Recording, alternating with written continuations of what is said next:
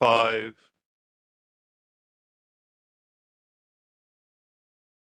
Aloha pumehana kako and melika likimaka and haoli makahikiho, wishing everyone wonderful holiday season.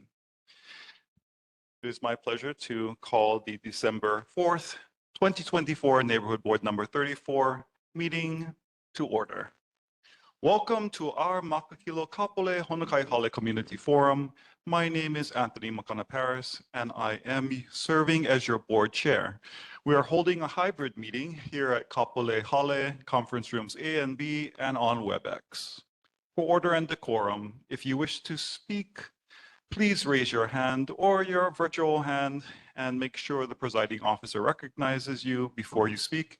And please introduce yourself for the record, so with your name.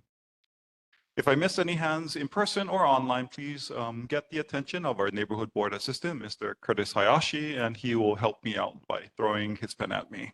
Okay. Speakers have up to 3 minutes to comment on any item.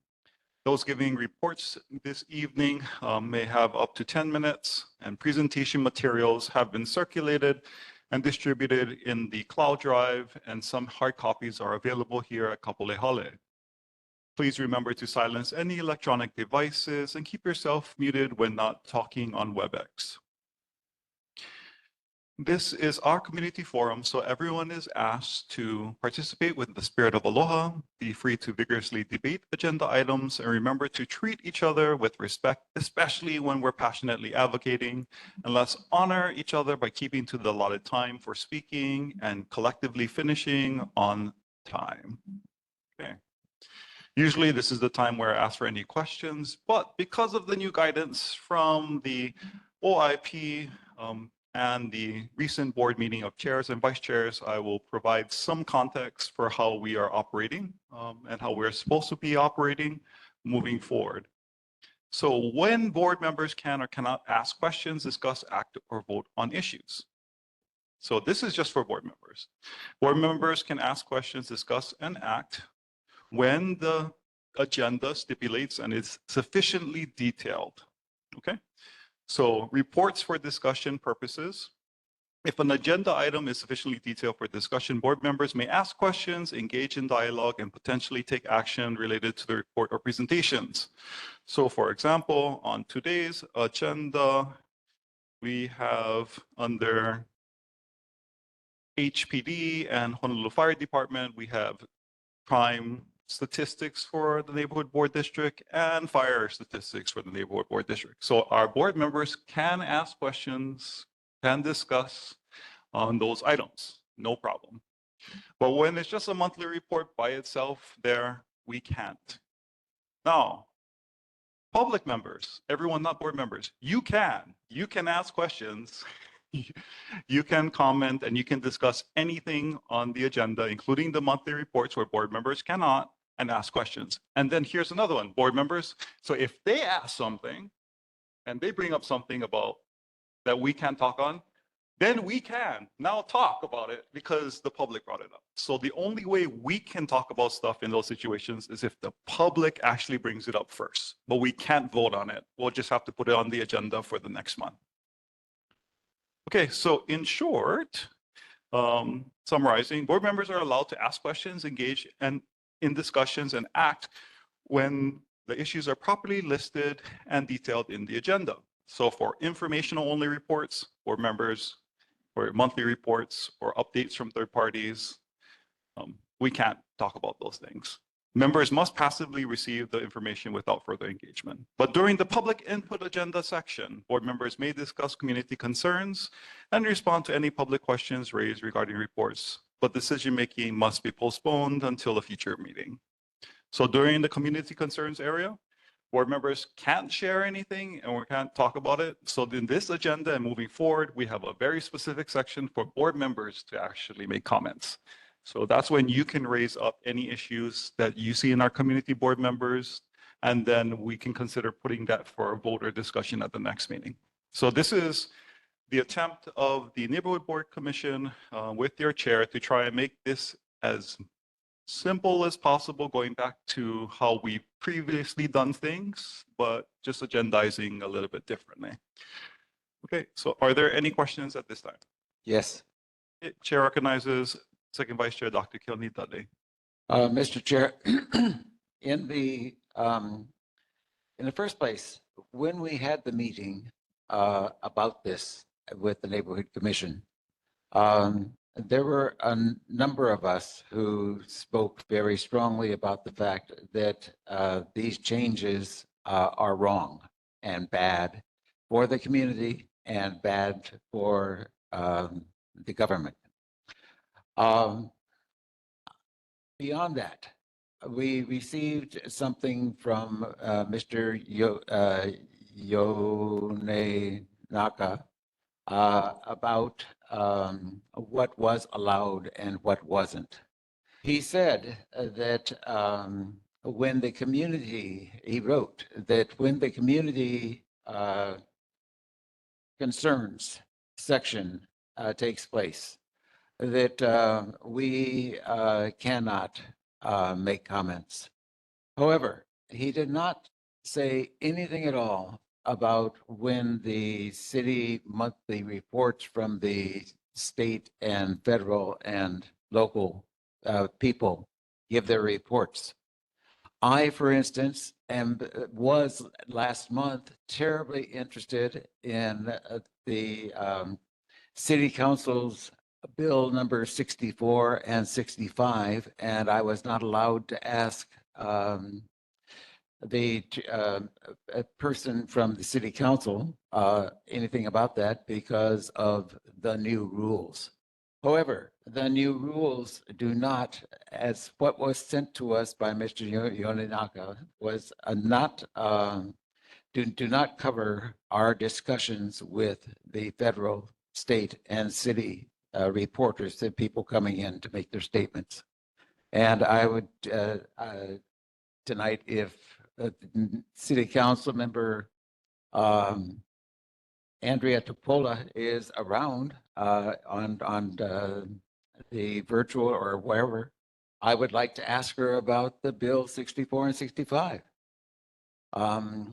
And I really feel very strongly that we should be doing that. Dr. Dudley, appreciate your manao. So in light of the new guidance, I think everything you said would be totally appropriate during the board member comment section of the agenda. So right now we're asking about questions.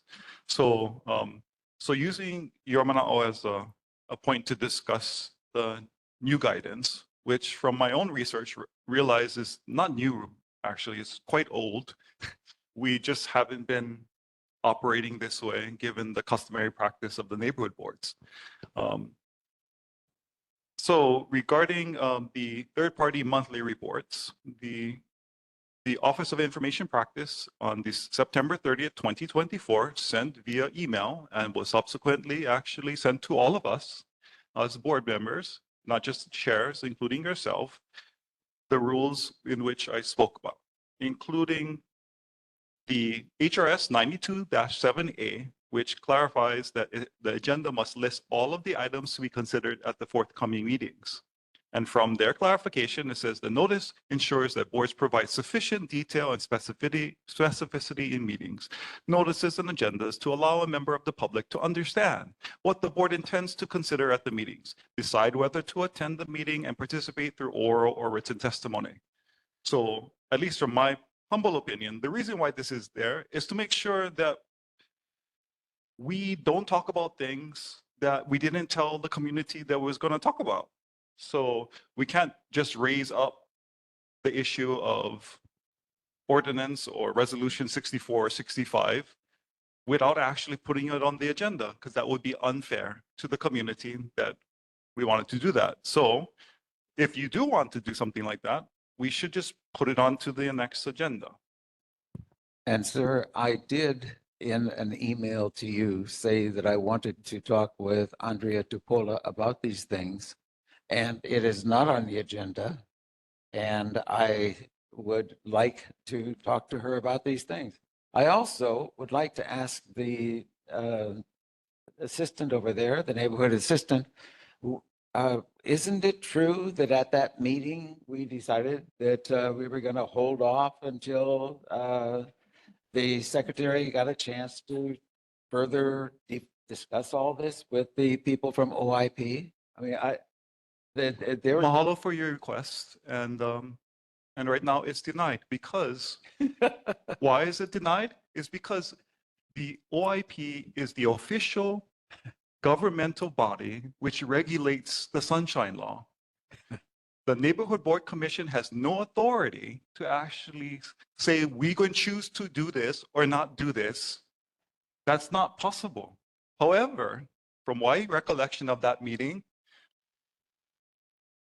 there was no quorum, there was no voting, there was no agendizing. It was not the Neighborhood Board Commission. It was simply a meeting of chairs and vice chairs. So there is no legal way by which that meeting had any authority to decide anything. So mahalo. Now, let me finish because the guidance is very clear when it comes to informational items. It says if a subject matter or topic is not listed or described in sufficient detail in the agenda, then board members cannot ask questions, discuss, act, or vote on the issue. And this guidance has been around at least since 2011, if not before. Okay, Chair recognizes first Vice Chair regarding the rules as clarified by Neighborhood Board Commission. Yes. I was at that meeting as well, and from what I understand, there's certain boards that are going to continue as usual. As such, I understand what's in black and white with the OIP. It's just really antithetical to being a neighbor and to human nature and to community concerns. Sometimes they come up and we don't have time to put it on the agenda. It seems so bureaucratic. And it's my understanding that there are some boards who are going to proceed as usual. Did you get that sense as well from the meeting? And is that correct? Can I ask that of our neighborhood board assistant? Because it's my understanding that if we continue as usual, I don't understand what the consequence is. Exactly. There were no consequences. So, okay, so you're asking what the consequence is? The consequence would simply be there's a procedure and protocol to follow. Our ancestors set this up. If we want to change that, we go through the protocol and procedures by which to change it. I have no problem with that. But currently, this is what the procedures and protocols stipulate. So unless we do that, I don't care personally whether or not someone chooses to actually follow rules or not. That's not my kuleana. My kuleana is to myself as the chair and representing this board and what we do here. I understand, Chair. Thank you. I would ask you to consider that we proceed as usual. Again, the request is denied. And I've said in the past meeting, there's two ways for you guys to address this if you want to move forward. One is to overrule the ruling of the chair, and you need a 2/3 majority. And the second is to remove me. It will follow the rules as I understand them as a matter of personal integrity. If you wish to actually cut by that, I don't have a problem. Use the procedure to do that. Okay, Chair recognizes Dr. Amy Bosler. Thank you, Chair. I appreciate you as a chair. I respect all that you do for us, so thank you. I do have a couple questions and a comment. Comment first.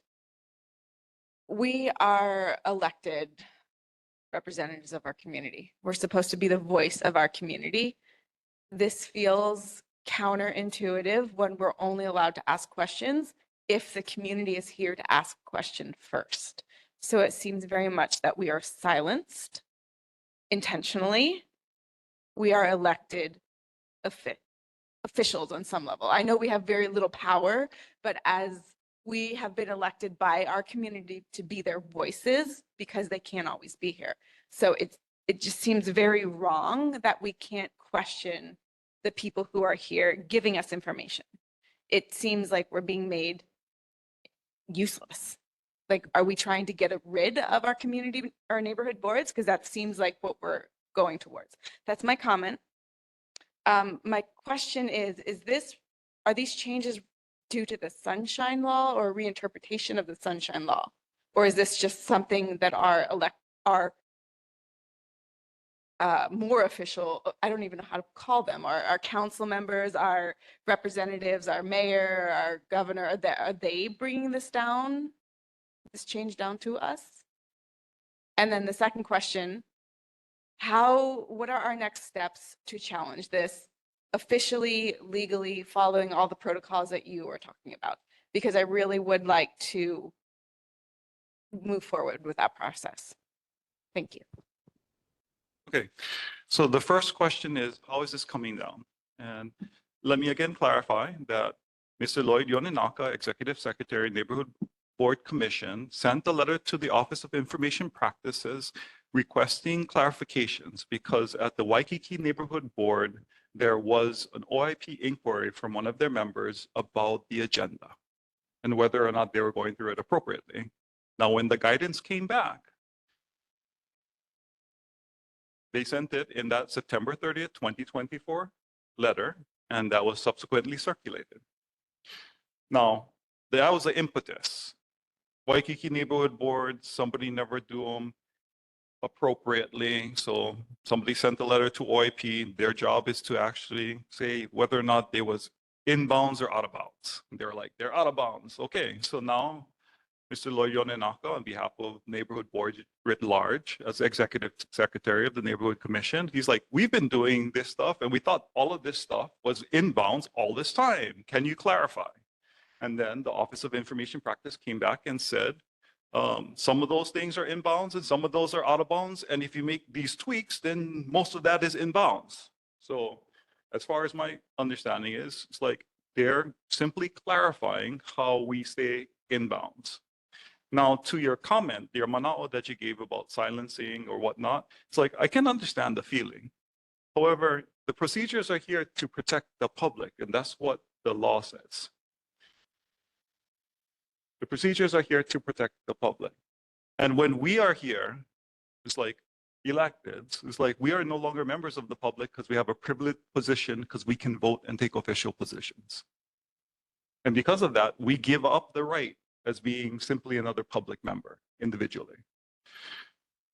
Now, can we ask questions to all of the people that come before us? Absolutely. Can we discuss on things? Absolutely.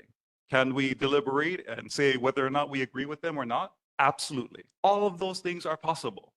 We've done that before and we can do that today and moving forward. We just got to do it procedurally in bounds. That's it. Personally, like, I do not see how this is such a huge change from what we've done before. That's my personal opinion. Because at what point did we ever actually vote on Honolulu Fire Department's fire statistics? In my tenure, never. Honolulu Police Department's crime statistics. Have we ever voted on that? Never in my tenure. Like, the only times that we've taken action was when it was appropriately agendized under board actions with the development plan or somebody else is coming before us where we have sufficient detail so that the public can actually come and talk story because they know what we're going to talk about. We're going to talk about the quarry at Makakilo. So they came and they talked to us about that kind of things. Like, we're going to talk about the neighborhood board situation.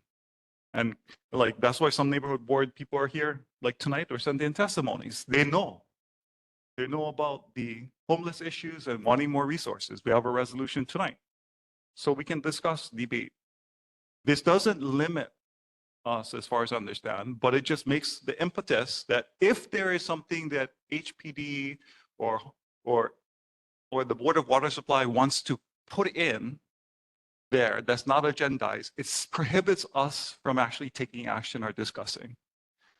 But if they really wanted us to do something, they would just give it to me 7 days before so I can get it into the agenda, so that the Neighborhood Board Commission could get it out to everybody 6 days before, so everyone knows that the Board of Water Supply or Honolulu Police Department or Honolulu Fire Department actually wants to talk about and take action on something.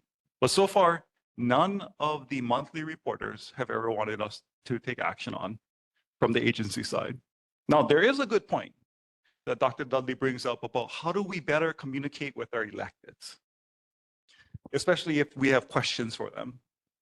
And the best I got for you right now is that we should request from the electeds anything that they want us to consider to put on the agenda beforehand. And if you all have questions about it, about what you want to talk to the electeds about, then we can put it on the agenda. And unfortunately, in Dr. Dudley's situation, he asked for something that did not exist at the time. So I recognize that he made a request to talk to Andrea Tupola about something, but he didn't follow through, as far as I'm concerned, because he was talking about a committee that did not exist. So, but the kuleana now goes on someone else to go back and figure it out, what you want to talk about, so that we can put it on the agenda. As far as I'm concerned, this is making sure that the kuleana and who's supposed to awamo that, who's supposed to actually have the responsibility, is appropriately handling it. Now, to your second question, how can we address this situation? The first is you can bring it up in board concerns. Now, what I would ask as the chair is that you have to help me agendize, because we talking about how we're feeling about situation, it seems this way, but the question for me is, what in particular are we trying to address? What are you trying to change? Like, and we can't go back, oh, just how it was before, because that is not clear given the guidance that we was for myself. So you need to help me help you agendize it so we can put it on. Okay. Are you good with the responses? Any follow-up questions before we go back to Dr. Dudley? No, I'm okay with what you're saying. I was just mentally kind of trying to prepare what I would like to be put on the agenda, but my biggest concern is not so much HFD, HPD. Love you all, you do good jobs, but some of the other speakers that we have, they bring up issues that sometimes we would like to discuss. So I would like for our mayor, when Lloyd or Keith comes on Suzuka, that means we can no longer give him homework questions. Right. So that's concerning because he clarifies a lot for us. So Board of Water Supply, some of these monthly reports, they do bring up issues in their reports that we want to address. So I'm not sure how we would go about, I guess we'd have to get their reports early so they can't come and talk about things that they didn't think about 7 days prior, because then that doesn't give us time to respond either. So no last minute changes. Otherwise we're silenced. So I guess. Okay, so to that point, Sorry.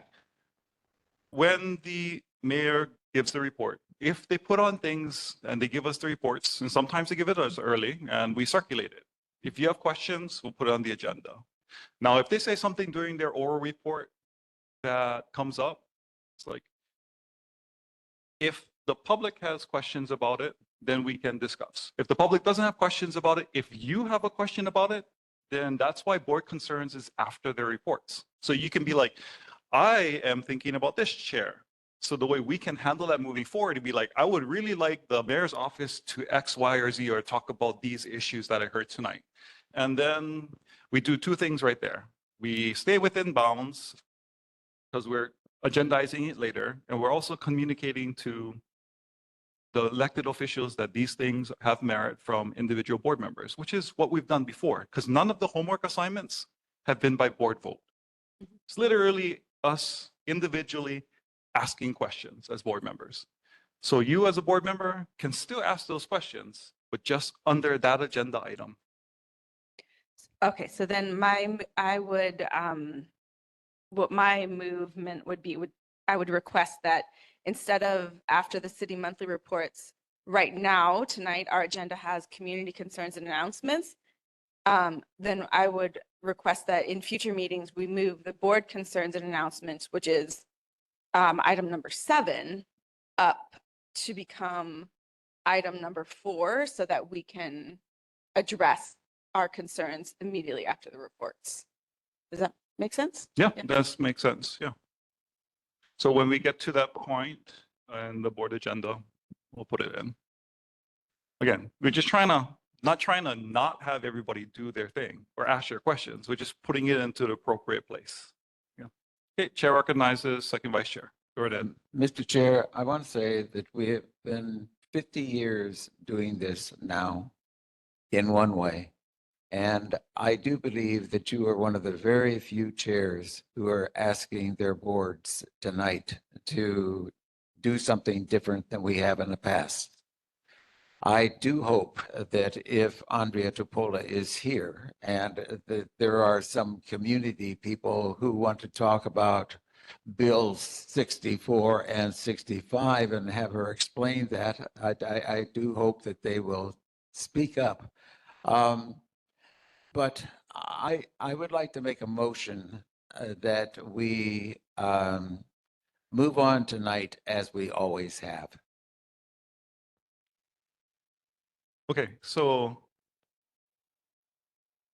mahalo for your manao again, and thank you for sharing. The motion that you're putting before us will first have to actually take a vote on whether or not we can actually put it on the agenda, and that's by 2/3. Because it's not on the agenda, so we'll have to do that first. So I'm totally okay. If someone's willing to second the motion, then we can go through the first one first.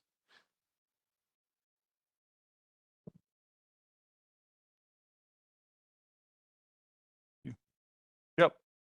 We'll have to do roll call, but I'm just, again, we're doing questions about the rules.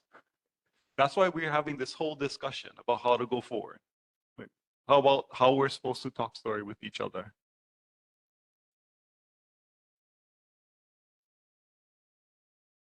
So I just laid out, if we do that motion, which is permissible, we'll have to actually do another vote before that. And clarifying whether or not someone would do that so that when we get to that point, we can go straight into that after roll call. Okay, so I got an affirmative that's the wish. Okay, now back to, again, order and decorum and all of the rules and procedures for engagement.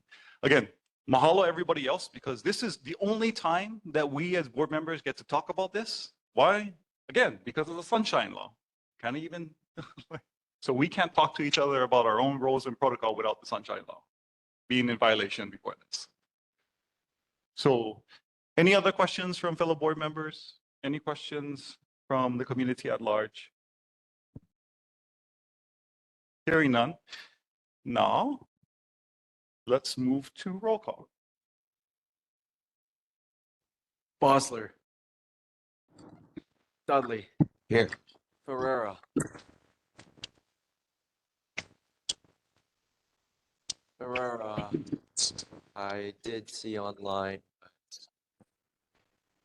not anymore. Kahele. Absent. Khan. Ferreira here. Stone. Here. Just before 9 a.m. Oh, I see. Ferreira. Burst through again. We are Golden. on the line 157-337. Golden. We will repeat this on 62. I'm sorry, Mr. Ferreira. Your please. Thank you. Singleton. Online. Ta'ala. Online. Online. And Perry. You have quorum with 8.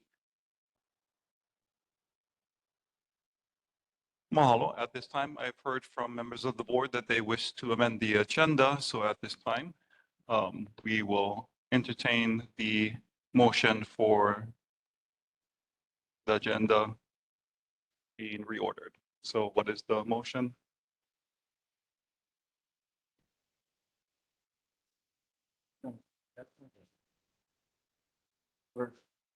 My motion was that we would. My motion was that we would proceed as we have for the last 50 years tonight, so that we would be free to ask questions at any time.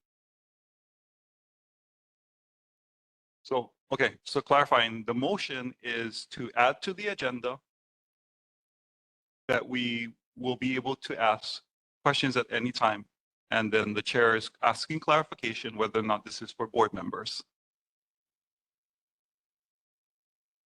Okay. And the chair will also ask,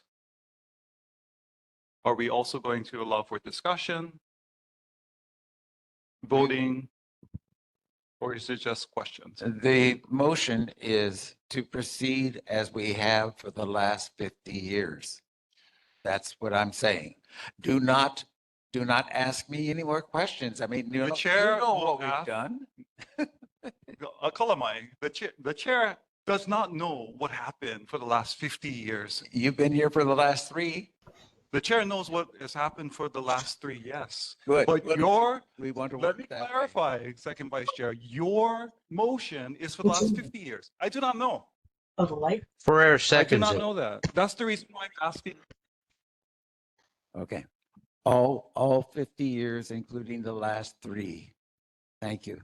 So given the chair does not understand the context of that, the chair will rule the motion out of order. Okay. I'd like to make a motion, Chair, please, to move item number 7, the board concerns and announcements, up to become item number 4. So it will directly follow the city monthly reports. Then we can have the presentations, and then we can have our questions and concerns immediately following with the board members. I second that. It's been moved and seconded, but now the chair is asking clarification. You're putting it after the presentations, but the presentations don't exist. Is that correct? Or do you want to move it?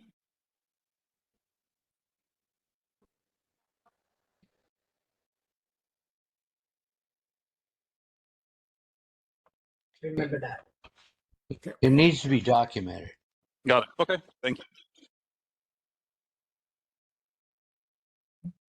Gotcha. So the motion that has been moved and seconded is to reorder board concerns and announcements, number 7, to directly follow community concerns and announcements, number 4. Yes, and I have one more follow-up. I apologize. Does this limit our ability to discuss the federal and state monthly reports then? Yes, it does. So what I would recommend is we can put in 2 places if you'd like. Oh, yeah, perfect. Let's have 2 places in our agenda, please. I would like to, okay, so my motion is to keep board concerns and announcements as item number 7. However, to also create duplicate board concerns and announcements to directly follow city monthly reports, becoming item number 4. Please. Ferrer And thank seconds you. it. Gotcha. So it's moved and seconded to duplicate board concerns and announcements and put that duplicate as the new item 5 following community concerns and announcements. It's been moved and seconded. Chair sees this as procedural. Is there any discussion? Hearing the discussion, any opposition? See.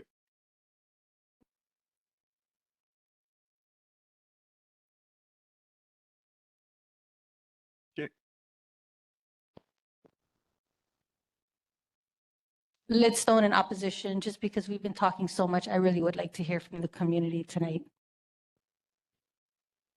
Hearing an opposition, I can no longer do by unanimous consent. All those in favor say aye or show your hands, virtual and Aye, 2, double aye. Aye. 3, 4, 5. Aye, aye, 6. aye. So 7. I counted 7 ayes, which was, and Ms. Lindstone, Ole. Any other Ole or noes? Any abstentions or kanalua? Hearing none, chair calls it by majority. Okay. It's been duplicated. Is there any other business for reordering the agenda at this time? Okay. Hearing none, then we will go to the monthly reports and welcome up Honolulu Fire Department who, woohoo! And mahalo to everyone for your patience as we navigate the new guidance from the OIP.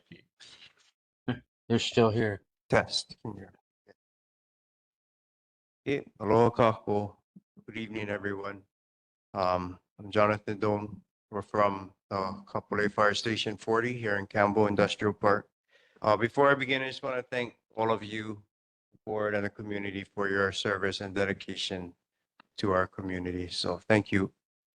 I'm just gonna go over the statistics for the confirmed number of incidents in this neighborhood board's geographical area for the month of November. Also, for any questions or more details on the incidents and related mapping information, you can please visit our fire response map on our HFD website at fire.honolulu.gov under the news and info tab. And you can email the HFD's public affairs and media liaison at hfdnhb@honolulu.gov, which is on the copy that we submitted to you folks. So, okay, we'll begin with incident statistics for November 2024. With fires, we had 1 structure fire, we had 4 wildland brush fires, 3 nuisance fires. And nuisance fires are fires that include rubbish fires outside a structure or vehicle. We have 0 cooking fires, let's keep that up, and 17 activated alarms, but no fires. For emergencies, medical emergencies, we have 197. We have 1 motor vehicle collision with pedestrian, 9 motor vehicle crash collisions, 0 mountain rescues, too hot out here, that's why. 1 ocean rescue, and then 5 hazardous material incidents. And the fire safety tip for this month or last month is cooking safety.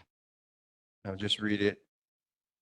Food has a unique way of bringing family and friends together, especially during these holiday seasons. And cooking can be a relaxing activity, except if you're in my kitchen. That's the last place you want to be. But however, it's important to be aware that cooking fires are the leading cause of home fires and home injuries.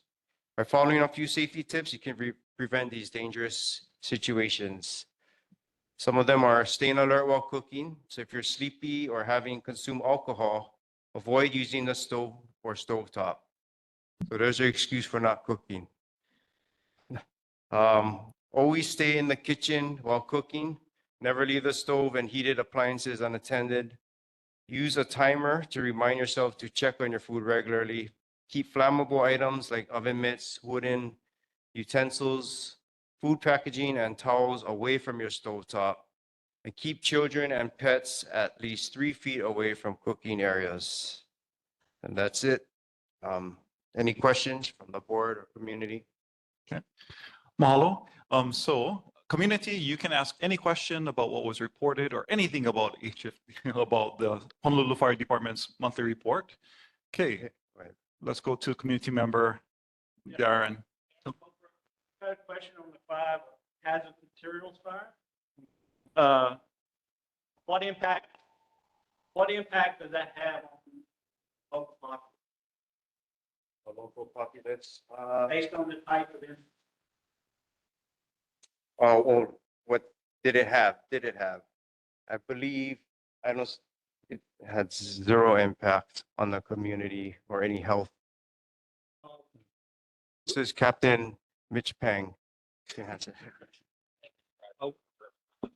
The 5 hazmat incidents, it could be from either, it may not have been from our station, so we would have to look into it and get back to you if it did have any impact, but for the most part, it wasn't like a huge release of gas. It could be like an oil spill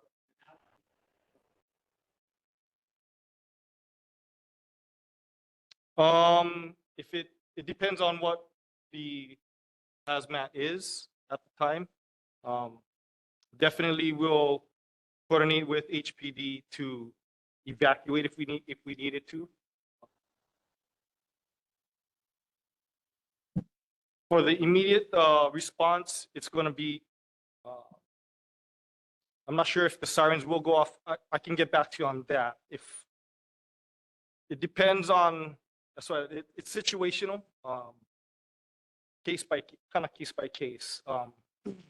If there was, let's see, a gas down it, air gas that traveling down into a populated area, we'll be able to have several engines and police officers probably going business to business, which is probably faster, notifying everybody to evacuate in which direction. So, does that answer your question?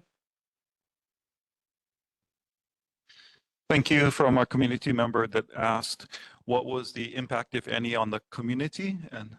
And follow-up questions regarding how would the community know if there was something that we needed to know to evacuate or to steer away from a particular area. So thank you, Captain, for answering. So any other questions from the community? And from the board, we can ask questions on fire statistics regarding Neighborhood Board 34, which they reported on, and the fire safety tips. So you can ask questions. Okay, Representative, go right ahead. Yes, right there. Please introduce yourself for the record. Thank you, Chair. I'm Representative David Elkos, District 41. I just want to thank the firefighters that come out. Are you guys the one that take care of the firefight by big fire a couple months ago by Kamakana? That you guys cleaned out that bushes next to Verona Village just a couple months prior to that. And that was a matchbox ready to happen if that wasn't cleared out. Just want to say thank you so much for saving those lives that you guys did out there, and hopefully that we can continue keeping our community safe and making sure that area stays safe. But really, I just wanted to tell you guys, thank you so much. Appreciate it. Mahalo, thank you, Representative, for your heartwarming remarks, and much appreciated to Honolulu Fire Department. Any further questions from the community or board members on the two agenda items that we can ask questions about? Yeah, I put them on the agenda. We can. Just, I know I mentioned this at other neighborhood boards. It would be nice to have statistics on which fires are being set or by unsheltered individuals. I'm not sure if we know, but if we do, it would be nice to have those statistics as well. So, mahalo.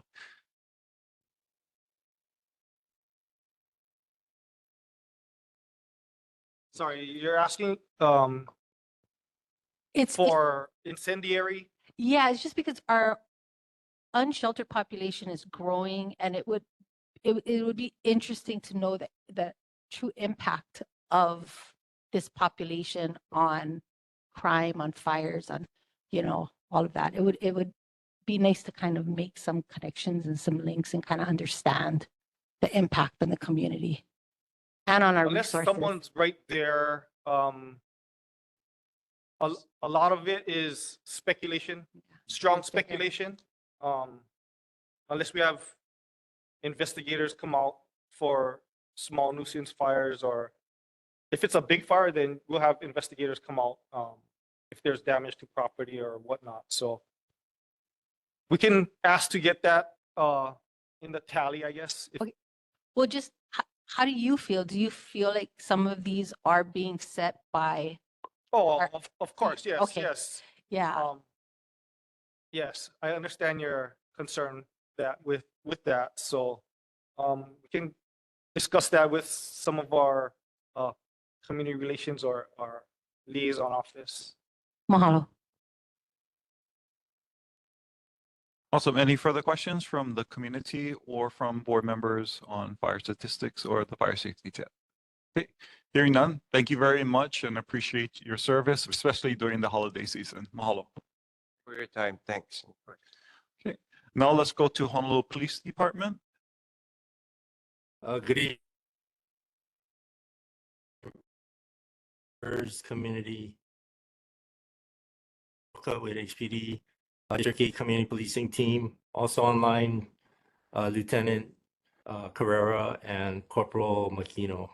I have the stats for November standardized to be presented at the board meetings For November, motor vehicle thefts for the district was 29. Kapolei had 6.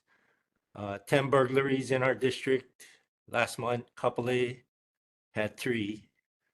104 thefts in our district, 43 for Kapolei.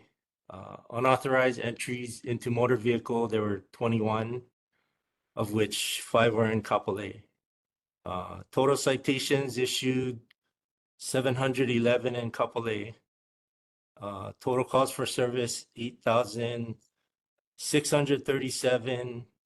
Total calls in Kapolei 2,524. And I just wanted to report that we successfully completed this year's Kapolei parade and tree lighting ceremony at Kapolei Hale this past weekend. Next week in our district, we have the EVA and Waianae parades on the 14th in the morning. So there may be some traffic in those areas. Also, Nanakuli, there's a Christmas event along Nanakuli Avenue in the evening. And with the holiday season upon us, I just wanted to ask that everybody drive safely and keep your attention on the road if you need to drive.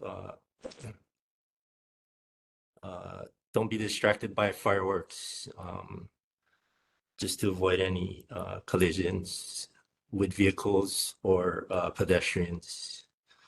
And that's all I have. Happy holidays and stay safe. Any questions? Mahalo, thank you very much for providing the crime statistics for our district. Is there any questions from the board? Because we have agendized that.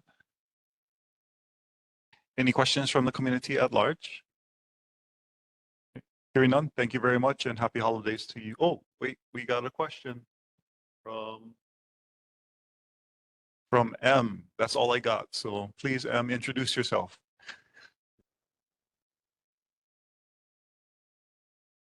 The person on the WebEx with their hand up. Feel free to ask your question after you introduce yourself.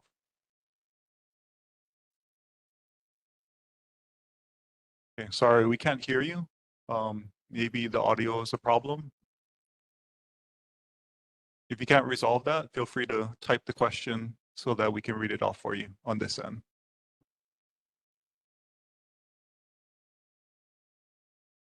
While they're trying to address their audio or typing of the question, any other questions from community members or board members for HPD? Come up to the microphone, please. Thank you. Darren Holbrook. I'm a member of the Neighborhood Security Watch. I work closely with the community policing team in Kapolei. My concern is between January and February, based on your all stats that you provided, Kapolei had 40% of all thefts in District 8. And it's in the 30s and 40% of all the crimes that you all report to us. Kapolei out of District 8 is at least a third of it. So I'd like to know or future report on, does those stats do anything to get you more manpower? I know you're short on manpower and funding, but we're having a significant increase in crime compared to District 8. And District 8, as you know, goes Eva all the way to Makaha. It's a big area. And everything that we hear about Makaha is in the news, but nothing we hear about Kapolei is in the news. I guess that's a good thing. But does the data that you all report get you anywhere with manpower and resources? First of all, thank you for participating in the Neighborhood Security Watches. Appreciate your participation in that and your help. As far as the stats, I mean, all the stats, all the 911 calls, they're being considered, you know, for manpower, and the more calls for service that we get in our area, it's supposed to help us get more manpower. That's what the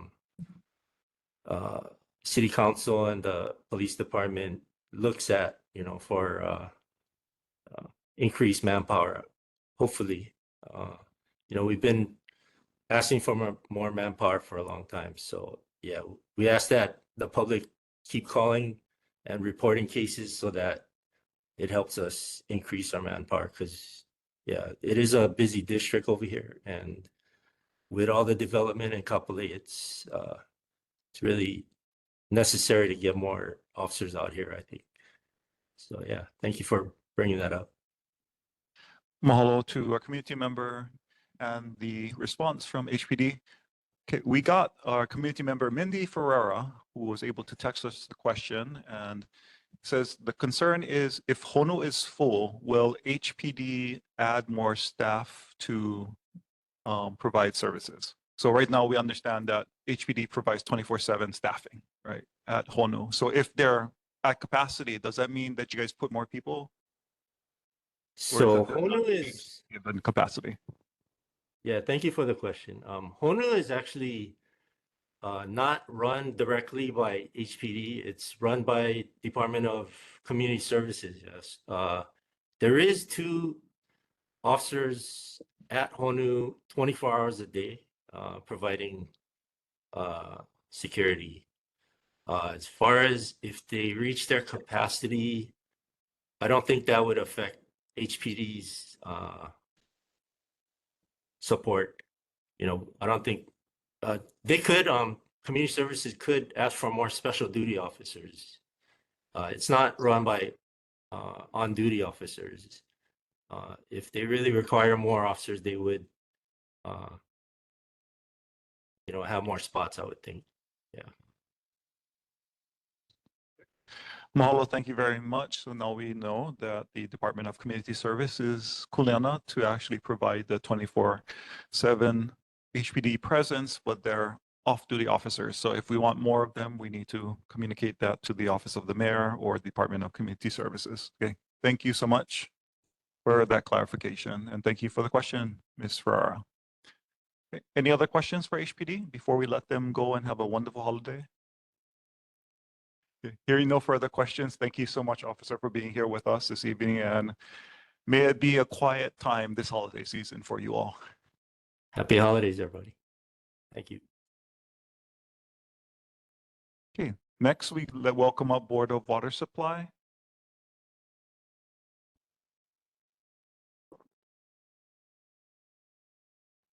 Sorry, I'm short.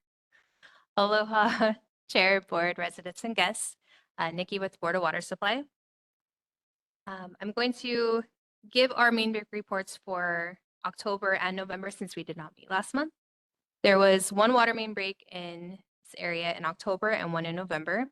On October 19th, an 8-inch PVC water main installed in 1999 broke at 9186 Kaomi Loop. And on November 23rd, a 4-inch PVC water main installed in 2010 broke at 92-456 Huanu Street. Just a little note about water main breaks. It's not on the agenda, is that okay? Yeah, it's in your report, so it's informational, no problem, go right ahead. Okay.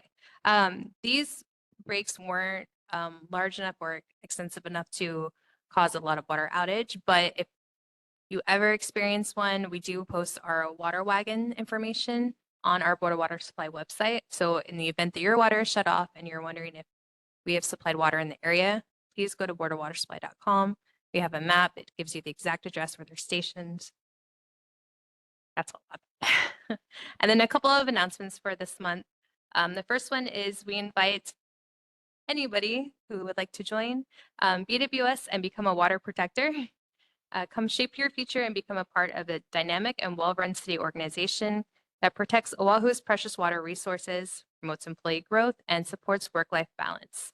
We are looking to fill permanent full-time positions in the areas of engineering, information technology, customer service, field services, and administrative support. We also have temporary contract positions. If you are interested or would like to apply, go to boardofwatersupply.com/jobs. And then I also wanted to touch on scams. So with the holiday seasons, scams in general, but also utility scams tend to increase. And so we just want to make the public aware, everybody aware really, of a few things. One, we will never call demanding bill payment under the immediate threat of shutting off your water. If you do receive a call about a past due bill, we'll make arrangements with you. Second, we do not accept payment via Bitcoin, prepaid cards, or third-party payments. If you are approached by someone claiming to be from BWS, be sure to verify credentials. So all of our employees, no matter where they're going, will have a badge, city and Board of Water on the other side. They will also be wearing either teal or green shirts that are clearly labeled with Board of Water Supply. And all of our employees that are coming to your home will be in either a white or green Board of Water Supply vehicle. Again, it's clearly labeled with our logo. Be cautious of emails urging you to click on any embedded links or attachments to pay a bill. We don't send anything that way. We do offer 6 methods for making your bill payments. So the first is in person at our Beretania location or any satellite city hall. The second is after hours or during the day, you can drop it in as well. We have a payment drop box on the outside of our Beretania building. That payment method is with check or cash. You can also mail a check to BWS. You can pay by phone with a credit card at 808-204-4234, or you can pay with a credit debit card online at our e-portal at myaccount.boardofwatersupply.com. And then you can also set up an automatic bill payment with your checking or savings account.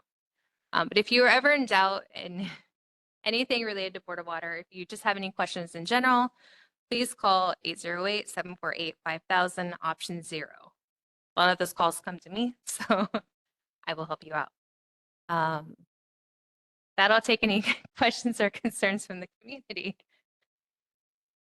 Awesome. Any questions on the statistics for water from the board? Anyone having questions on the Red Hill fuel storage relocation and pollution status? So those things, for example, have been agendized, so we can ask questions on those. That's why we put them on the agenda. And if there's any questions, great. If not, any questions from the community at large on anything regarding the Board of Water Supplies report? Okay, hearing no questions, thank you very much and appreciate it. And let's avoid scams this holiday season. Mahalo.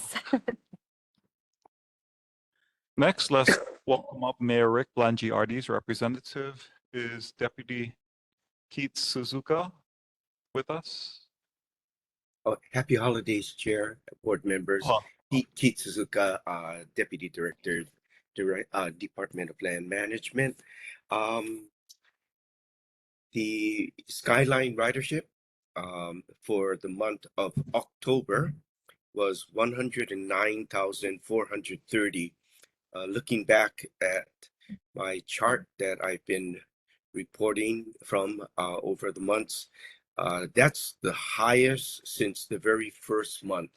That the very first month was, there was a lot of fanfare and attention to the ridership. But 109,000 is the largest number of people that have ridden since then. Couple of other announcements. This Saturday, December 7th, is the Honolulu Hale city lights light tree lighting ceremony. There's a block party that starts at 4. The ceremony starts at 6, and the mayor will light the tree at 6:30. Come down and have fun. Otherwise, if I were you, I would avoid the area because it's always a huge mess. Last thing I wanted to provide by way of announcement is that the bus Department of Transportation Services is proposing some route changes, and I'll just rattle off the ones that are being proposed for changes, and your comments and thoughts are being solicited for these changes. Route 41, Kapolei-Eva Beach. Route 44, Waipahu Eva Beach. Route 415, Kapolei Transit Center to Kalaeloa. And Route 461, Makakilo Palahia and West Oahu.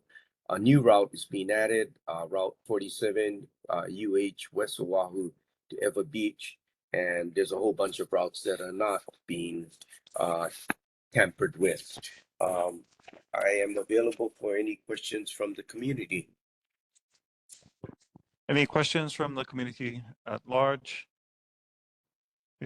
Hearing no questions from the community at large at this time, I would ask Director Suzuka that you stay online until the next agenda item in which board members might actually have questions or homework assignments at that point. So Sure, I'd be happy to. I was planning Thank to you. anyway. Okay, now let's welcome up Councilmember Andrea Tupola or her representative. Not seeing or hearing of that at this time, let's ask Uncle Frank Ganadio, our UMPO representative for our board, to provide his report. Frank Ganadio, reporting from Oceanside, California, on 2 meetings of the Citizen Advisory Committee, one in November and the other earlier today. A survey was conducted with state government employees related to strategies for transportation demand management. Its goals were to improve their retention, benefits, and quality of life. Results included using transit to reduce traffic congestion, reducing pressure on parking at its cost of $217 on average monthly, using more carpooling, and subsidizing transit passes, parking, and the use of bicycles. Most employees live in Central and Leeward Oahu, but work in the urban core. Nicole Smith of OMPO briefed the fiscal year's 26-27 draft Oahu Work Program, or OWP. There's $4 million in federal planning funds being carried forward, including a 100% federal share for complete streets planning. The OWP will receive a public review. A carbon reduction strategy was briefed by Dean Matsui and Jake Zilkowitz of the Hawaii Department of Transportation. Emissions will be quantified toward the reduction goal. A policy review was done through interviews on transportation with the HDOT staff and methodologies developed for bikes, HOV lanes, construction, and materials. Vehicle miles traveled, or VMT, on HDOT roads were compared to the statewide VMT to assist in updating the strategy. A number of suggestions were stated by CAC members, including the need to maintain road shoulders, using cleaner gasoline and diesel fuel, and increasing the use of screen line counters to determine capacities. Larry Beret of the Pearl City Neighborhood Board wants to move its post office to the nearby peninsula to reduce the traffic congestion in that area. Today, OMPO Executive Director Mark Garrity reported that another $1.6 million in federal funds were received for local projects. He wants to spend the money quickly due to administration change concerns. An update was given on the state government employees incentive study, which I just mentioned, and the high priorities were applied to transit, bike use, and parking subsidies, and to teleworking. Mr. Garrity presented an update on the 2050 Oahu Regional Transportation Plan with the goal of having a safe, reliable, and affordable multimodal system. Scenarios for 6 rail extensions, 12 bus rapid transit routes, and 12 roadway projects were evaluated against a travel demand model. Also considered is a road usage charge for all roads. Outreach brought in 1,500 public comments for the plan, which will be adopted in early 2026. I asked about the rail extensions, and ones to West Oahu, Central Oahu, Manoa, Waikiki, and Kahala were mentioned. Finally, student Landon Lee showed imaginative renderings of changing streets and intersections in the Waikiki, and Kaka'ako areas. Primarily, they showed reductions in vehicle lanes to enhance the biking and pedestrian conditions, i.e. one lane on Kalakaua through Waikiki. Mahalo, and if I'm not with you later, remember I'm 2 hours later than you are. Mahalo, thank you for the report. Are there any questions on Makakilo Drive completion from the board or any questions from the community at large? Hearing none. Okay, thank you, Uncle Frank. Appreciate it. And at this time, seeing that Representative Tupolo, I'm sorry, Councilmember Tupolo, our representative, is not available, we will go to the next agenda item, which is board concerns and announcements. So are there any board concerns and announcements for the city monthly reports or anything at this time? Chair recognizes Second Vice Chair Dr. Keone Dudley. Mr. Chair, I want to talk a little bit about this Bill 65 so that we are aware of what's going on. In February, the City Council voted that they wanted us to have the same building codes as the rest of the state. And then in May, the Land Use Research Foundation of Hawaii, which lobbies for developers, got to the Committee on Zoning at the City Council and convinced them to change the city regulations to be different from the state. And what they did was they took out the regulations about buildings that would be impacted by tsunamis. And for hurricanes, what they did was they changed the rules so that a great many places on Oahu that would have to have a safe room built into the house would no longer have to have the safe room built there. If it's kind of a strange situation, but you know, hurricane strength gets stronger as you go higher and higher up the hillside. And so there are drawings of Oahu that show the hills and with various levels on the hillside going up. And one of the levels, which is the most common, is 130-mile-an-hour winds.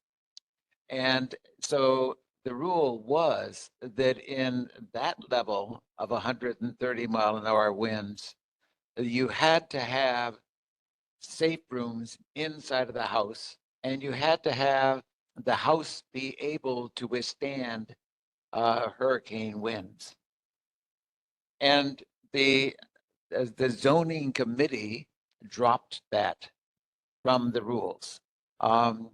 This is terrible. I mean, this is just it's exactly the opposite of what we need. And it's something that we need to get the city council member to come and tell us what is going on about. I can't find anything anywhere to say what happened when the city council as a whole met after that zoning committee meeting. And as far as I know, there is no rule right now that says you have to have a safe room. The safe room is something that I know for a fact D.R. Horton is not building them. You would be amazed to know the fortune it costs to build a stateroom, a safe room in a house. It's just tremendous the amount of money. A whole $5,000 to $7,000. Peanuts. You can get a covering for your kitchen counters that cost more than $5,000 and $7,000. You know, there is absolutely no reason why every single house right now should not have a safe room. And we've got to start getting safe rooms that are large enough for families, and that have toilets connected to them, because you're going to be in that safe room for 10 hours. And we've got to start insisting that every single house have one, you know? And that's what I want to talk to City Council Member Topola about, is let's get going on this and get things changed so that the crazy City Council zoning committee, which is affected by these developers who are buying our government, so that we can stop them. Thank you. Thank you for raising the concern, and also to clarify, the chair also heard that there's an inclination for us to put on the agenda Bill 65 so that we can discuss, ask questions, and take a vote on it. Okay, great. Someone online have? Okay, chair recognizes Board Member Mick for go ahead. Yeah, I find it shameful that our city council member or representative didn't show up tonight, because recently they are having kind of a jubilee over picking designs for the $63 million Alawai Canal Bridge, which is the second pedestrian bridge. The other one is built over Ala Moana Boulevard. And we've basically ignored completely the Makakilo Drive completion. And I think that probably our representation over on this end of the island is poor, because if we can get a city council member to get the city and county to build 2 pedestrian bridges at probably over $100 million, yet we can't complete a project that we've had languishing here for more than 30 years, I find that disgraceful. And I think it might be time for a change. Thank you very much. Mahalo for the concerns over Makakilo Drive extension still not being addressed. Any other board member concerns? Chair asked that you keep the comments specifically to the monthly reports that we just heard from the city. So go right ahead. Oh no, Uncle Mick, you have another one, or are you good? Okay, he's good. Okay. Yep, go right ahead. Dr. Keone Dudley. Okay, I just do want to say that Council Member Tupola was not a member of the zoning committee. Okay, thank you. Chair recognizes First Vice Chair Michaela Lindstone. Hello, Chair. This is regarding the HPD report. I didn't know if I could ask because it wasn't really about statistics, but I just feel like the homeless population within our community and the impact on the community is much greater than we know, especially to our small businesses and to our families that go shopping regularly at the grocery store. I mean, I was in Safeway this morning and 3 guys came in and stole a bunch of alcohol and ran out. And I was at the counter paying for my groceries, and the cashier said, "Oh, again?" And it's like she's immune to this. Again, which means it's been happening and happening. The food land near the Honu, which I support Honu, but has been the amount of homeless, houseless, unsheltered situations, dangerous situations that they have had has increased. I asked the security. I was shopping there, and someone touched her cart, and she went into Foodland and she started yelling, going right up to people's faces and started yelling vulgarities at them, asking if they or accusing them. She didn't ask, accusing them of touching her cart, and she was going to do all of these things to them. It was so scary.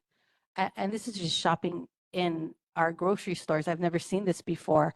I think it's affecting our small businesses at a much greater rate, our community at a much greater rate. I'd like to see more statistics on how much of this crime is being committed by those individuals or even suspected.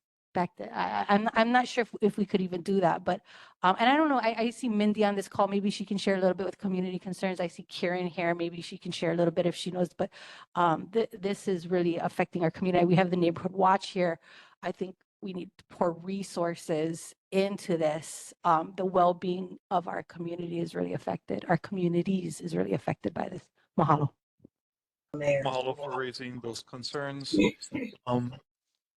First, Vice Chair Michael Lindstone, if I could ask if the mayor's representative is still online, Deputy Director Keith Suzuka, if there's a way to coordinate with HFD and Honolulu Police Department on statistics to make it clear, we understand that there's unsheltered people and we should have statistics on that.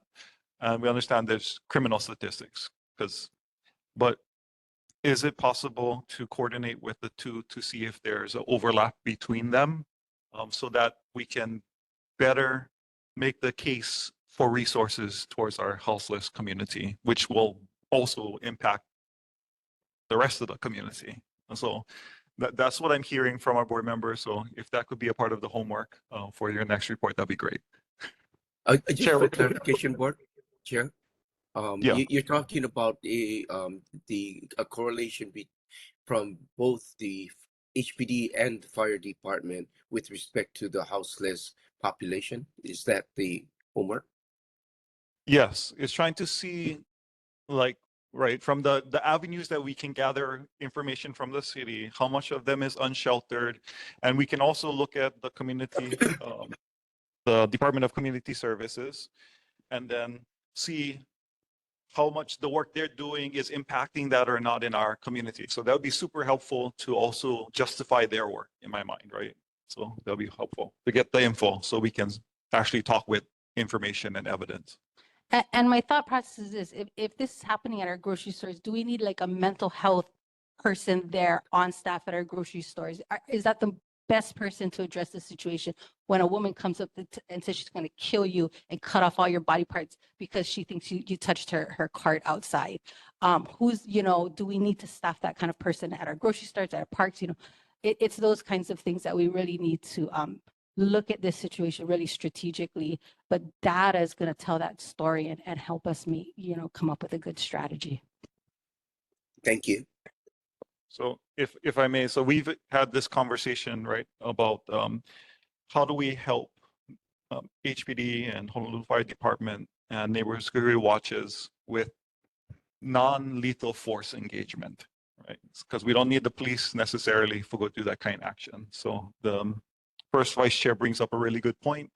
What is the city doing on non-lethal force needed emergency calls? Is that even something set up in the system for you to track? When they call 911 because someone's cussing and you think something would happen, but likely it's an emergency of mental health break. You don't see any physical weapons or something like that. So how is the city handling that? And is there any other ways that the city can gather that information to see how we can alleviate it with probably a lesser cost, right, than another officer? I sit on the city's homeless workforce task force, and the city has what we call it core, and they're part of the HESD, and they are set up to basically address people who are pose a risk, a danger to themselves or to others. And it may be criminal, but it doesn't have to be. It could be mental issues, drug issues, those types of things. So I will also touch base with the core unit to see if they can give us a better idea of the situation.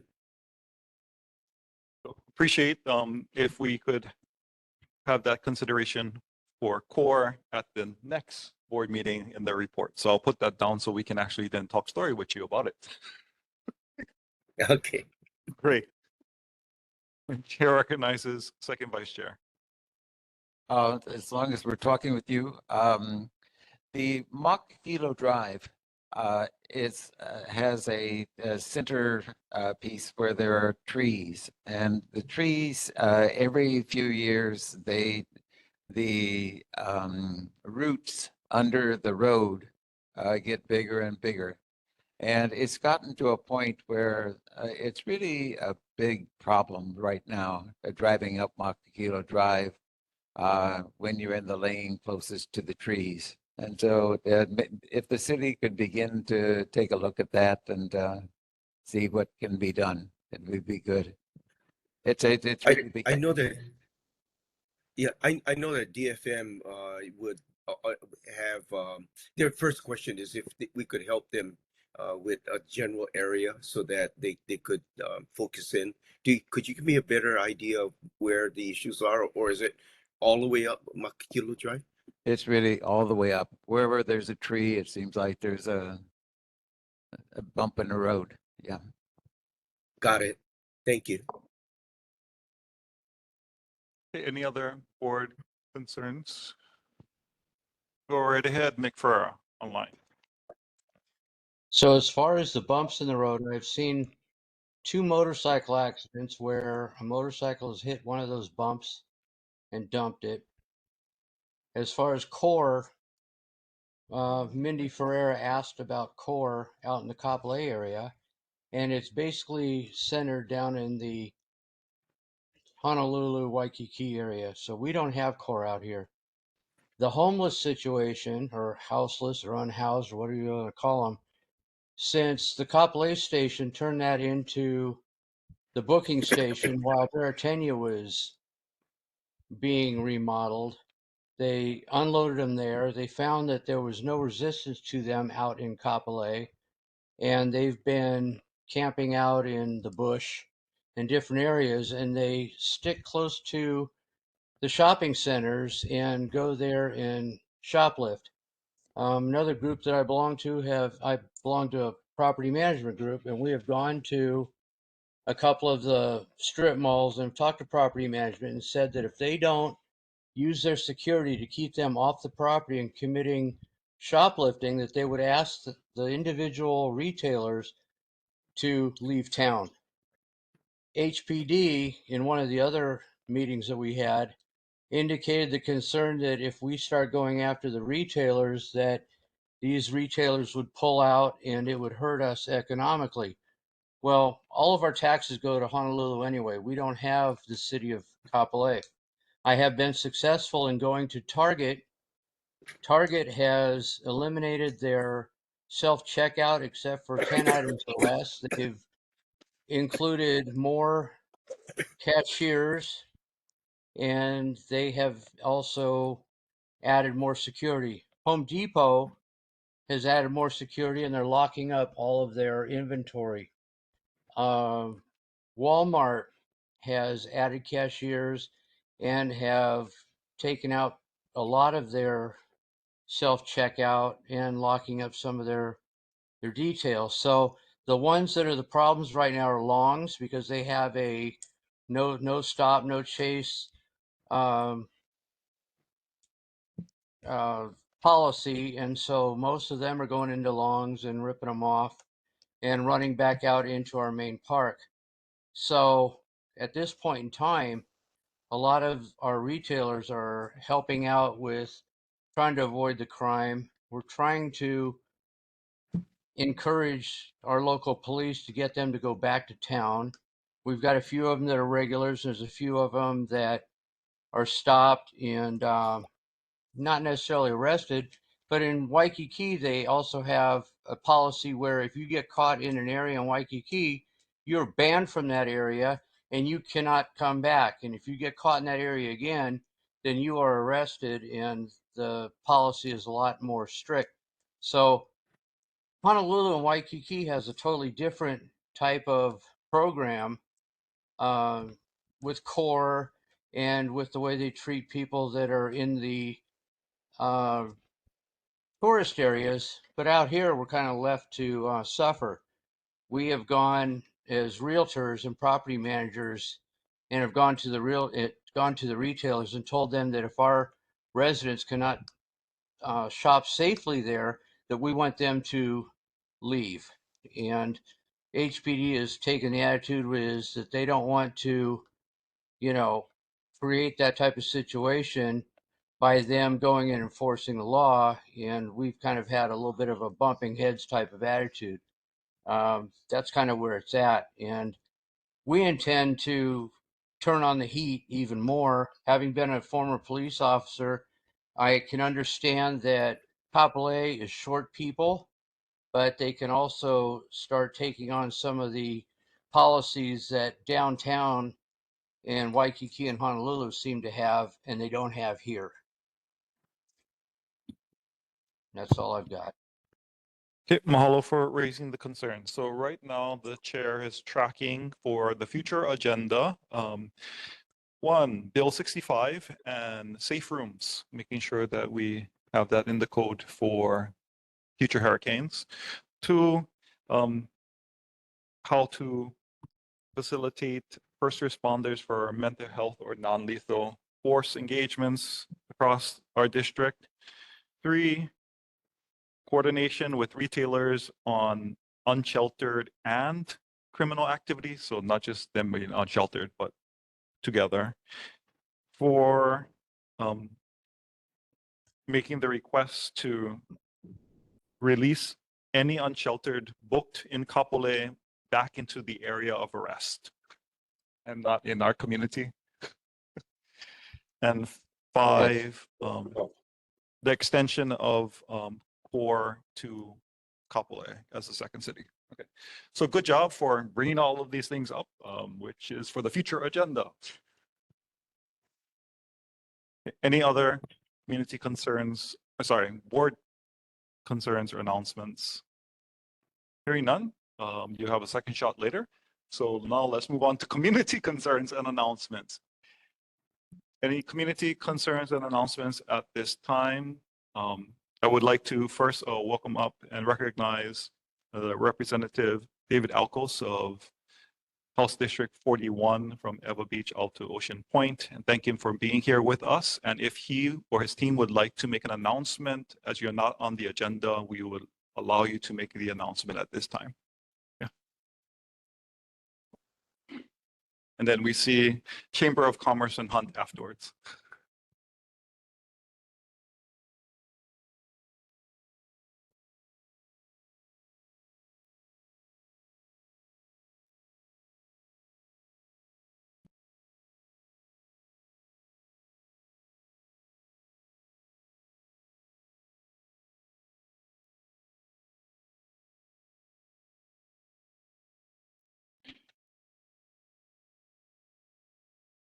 Left my notes.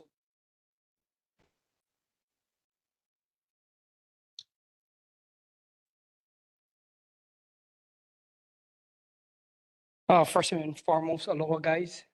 Just really appreciate, making the time for me to come out here. I want to be more active.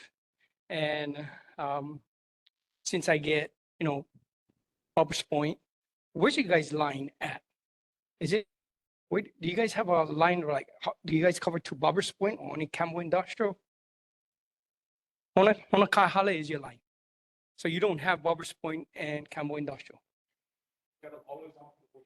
Oh, so you get Bubba's Point, but you don't have Ever Beach, right? So you just get Iroquois, or you stop at Verona all the way that way. Okay, so. Okay, thank you. I'll come out more often. Let's see. First of all, I want to introduce my team, and I say thank you for getting reelected of 2025. I couldn't have done it with my family and friends and the community to get me out there.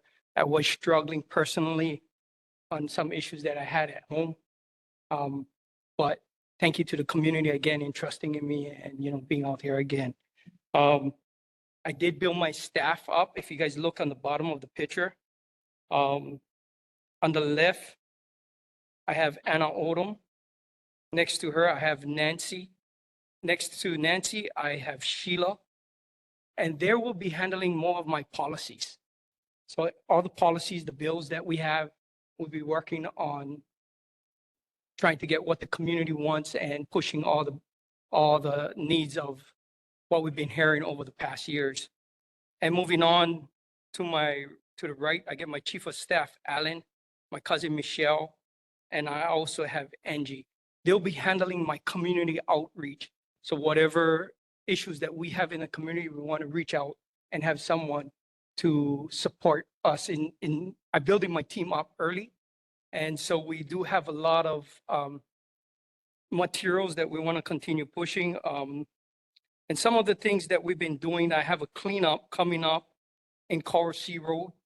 I know I've been getting some message. We've been going out there and doing some cleanup in the past.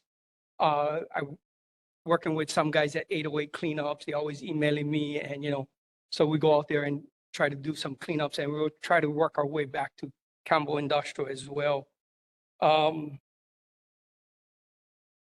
you guys know about the city gave the Navy gave the 400 acres to the city for a sports complex and raceway track, and we're still trying to push that. I put in some grants on it. We're still pressing hard.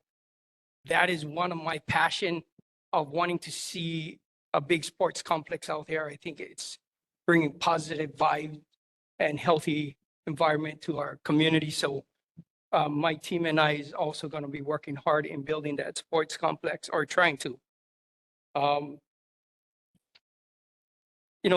Earlier I put in a resolution in 2024 for a desalinization water out in Campbell Industrial. And, I'm not sure, I was talking to Nikki earlier, how's our water, and she's going to find out a little bit more. But we are concerned about, when my father was working in the plantation, we was pumping thousands of gallons here on the west side. Now we're not pumping thousands of gallons. I'm not sure where the water is. So if we can find out where the water went, where is it going? Are we short? Is it 50 years from now? Are we going to be short? So we got to look in the future on that. So I'm still looking towards that. Some of us was talking about the homeless situation and the mental health. Tomorrow I have a town hall meeting at Ever Beach Community Library. Would love to have you guys support some bills that I want to put in and support you guys of what we can do for the homeless situation. I know I was talking to the police earlier. In fact, today, Officer Roland Pagan, and I was asking him, how can we support? And he was saying that every time when they go to the beaches or the parks, they do the sweep, they come right back.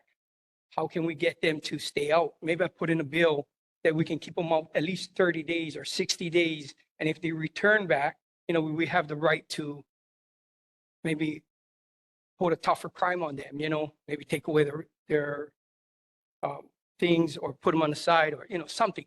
We'd love to have the community engagement, and that way we can, push, because in January, we start putting in all these bills and we need your support right away.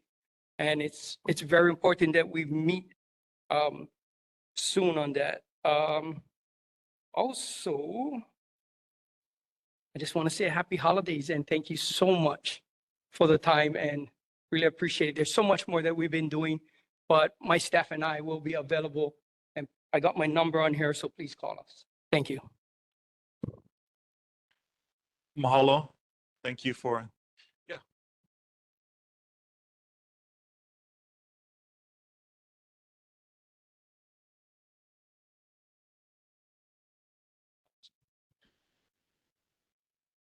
Go ahead.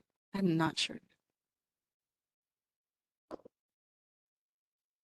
I was checking to make sure I could ask you a question. I'm very concerned about our houseless community members, and I do truly believe they are our community members too. And I definitely want to support our small businesses and keep every community member safe. I just worry about criminalizing houselessness when we don't have places for them, because all of us, or not, excuse me, not all of us, but many of us are paycheck to paycheck, and most of us could be houseless with one missed paycheck. So I worry that if we start criminalizing these spaces, then where else are they going to go if the shelters are full? So maybe while you are focused on getting, the sweeps and keeping people from these spaces, could you also dedicate an equal amount of time to creating affordable housing jobs, shelters, services for these houseless community members? Mahalo for the question. Chair recognizes First Vice Chair. Go ahead. Can I answer her? Oh, yeah, Question? Yes. absolutely. She asked you the question. So I do have a lot of concern about that, and I'm helping with the homeless where I have family members as well. This about 6 months ago, or maybe less than that, I worked with John Mizuno, who is the homeless deputy, and we wanted to put out one homeless shelter out in our area in Ever Beach, and getting kicked back from some senators or some city and council guys. And John Mizuno wants to put in $1 million or $2 million to help the homeless situation, the local homeless situation that we're working with, because we know that's our families or the mental health. But we also need more support from these politicians that being able to reach out. And I'm trying to help as to get more support in our area for the local families here. So it is a big concern of mine as well. Thank you. Chair recognizes Second Vice Chair. Go ahead. You mentioned the raceway. Are you talking about the raceway just right below Kamakana-Ali'i? Or are you talking about the raceway way over at the far end of the Barbers Point? I'm talking about the one that the Navy just gave to Lanjordi. That's Coral Sea Road all the way down to White Plains. There's another 400 acres more to grab there about. There's definitely 200 acres that the state turned away. There's Hawaiian homelands in that area. So, in that area, we're looking at the raceway. Okay. Let me tell you that this board, over the years, year after year, has taken an extremely strong stand against having the raceway there. There are supporters trying to put the raceway way over by Campbell Industrial Park, way right against the line over there, the borderline of Campbell Industrial Park. We approve of that, and we want that. We want a raceway, but the people that live around that area will be tortured by the raceway, and we cannot allow anybody to have a raceway there. We really would like to have you talk with us about that so that you come to fully understand why and how strongly, since that is our territory, we speak very strongly against that raceway. And it's mostly because of the noise, correct? Right. And based on the noise, it can happen. Maybe you have to make the racers go daytime instead of nighttime. Maybe they have to do electric cars instead of loud motors, so the community have to come together and find a resolution. But there is a big concern of race people out there that want safety. And safety is one of our biggest topic that we don't want it to be driving on our street and banging any of our kids and having a place for them as well. I don't own a race car. I had families that do. I don't care if I have one, but there's a lot of community members want one. So I'm standing in the voice of them. Okay, let me tell you that our people right now are really troubled by the fact that we have so many people racing on the freeway at all hours now. They're there because we don't have a racetrack. But I will tell you that I think this board will fight you to the death about having that racetrack where you think it's going to go. There is a place over by Campbell Estate, Campbell the Industrial Park, that has other people supporting the racetrack, and we want it there, and we will fight you to the death. Keone, I agree with you that it should be farther away from our community, and as far as you can, I would agree that would be the best location. Thank you. Could I make another comment? We're going to be really fighting at the legislature this year for hurricane support. And we would really appreciate any support that you can give us. We're really, really fighting for that. Okay. Okay, we'd love to have more details after. Thank you. Mahalo. Regarding what you shared earlier, Representative, with the Kalailoa region, so we do have some standing resolutions that pertain to what you shared, including our support of the EVA community desire for a pickleball complex. So we stand in solidarity. And also, we just recently stood up a permitted interaction group between our board and theirs. Myself and Michaela Lindstone and like 4 other members of the EVA board are now in discussions around what you're talking about, because we're trying to coordinate how to use that so that I would say put in more than just pickleball. Put in your football, baseball, soccer, swimming pool. Don't, if you're going for it, go for it. You know, let's get them all in. Okay. So I would definitely invite you to talk to the permitted interaction group members, because we don't actually have to follow Sunshine, because we did the protocol to set it up so we can have the talk story and work with you and other interested members, area legislators to kind of vision a plan for the area. Yeah. Cool. Mahalo. Mahalo. Any other questions regarding the testifier? Okay, Uncle Mick, go right ahead. So my condolences for your loss. Alan is my neighbor, and I'm really sorry about that. The racetrack issue, the private organization that is pushing for the one in Campbell has been able to secure the land, and they're about 80% there. 90% with sponsors to be able to open a track. And the other group that wants city and county land to establish a track, they also want the city and county to improve it. They want the city and county to run it and be responsible with liability for it. Working at the DLNR Land Division, we have 3 tracks on 3 other counties, and they have been turned over to private parties to be able to run it. In one of the tracks, because of liability, they're looking at pulling out and closing their track. So if we have the opportunity to have a private party with sponsors to create the track, build the track, run the track out in Campbell, away from, any of the issues that we would have, closer to our residents, that is kind of where myself and Keone Dudley are at as far as supporting that. So that's kind of what the issue is right now. Thank you. And I agree with you 100%. The farther, the better.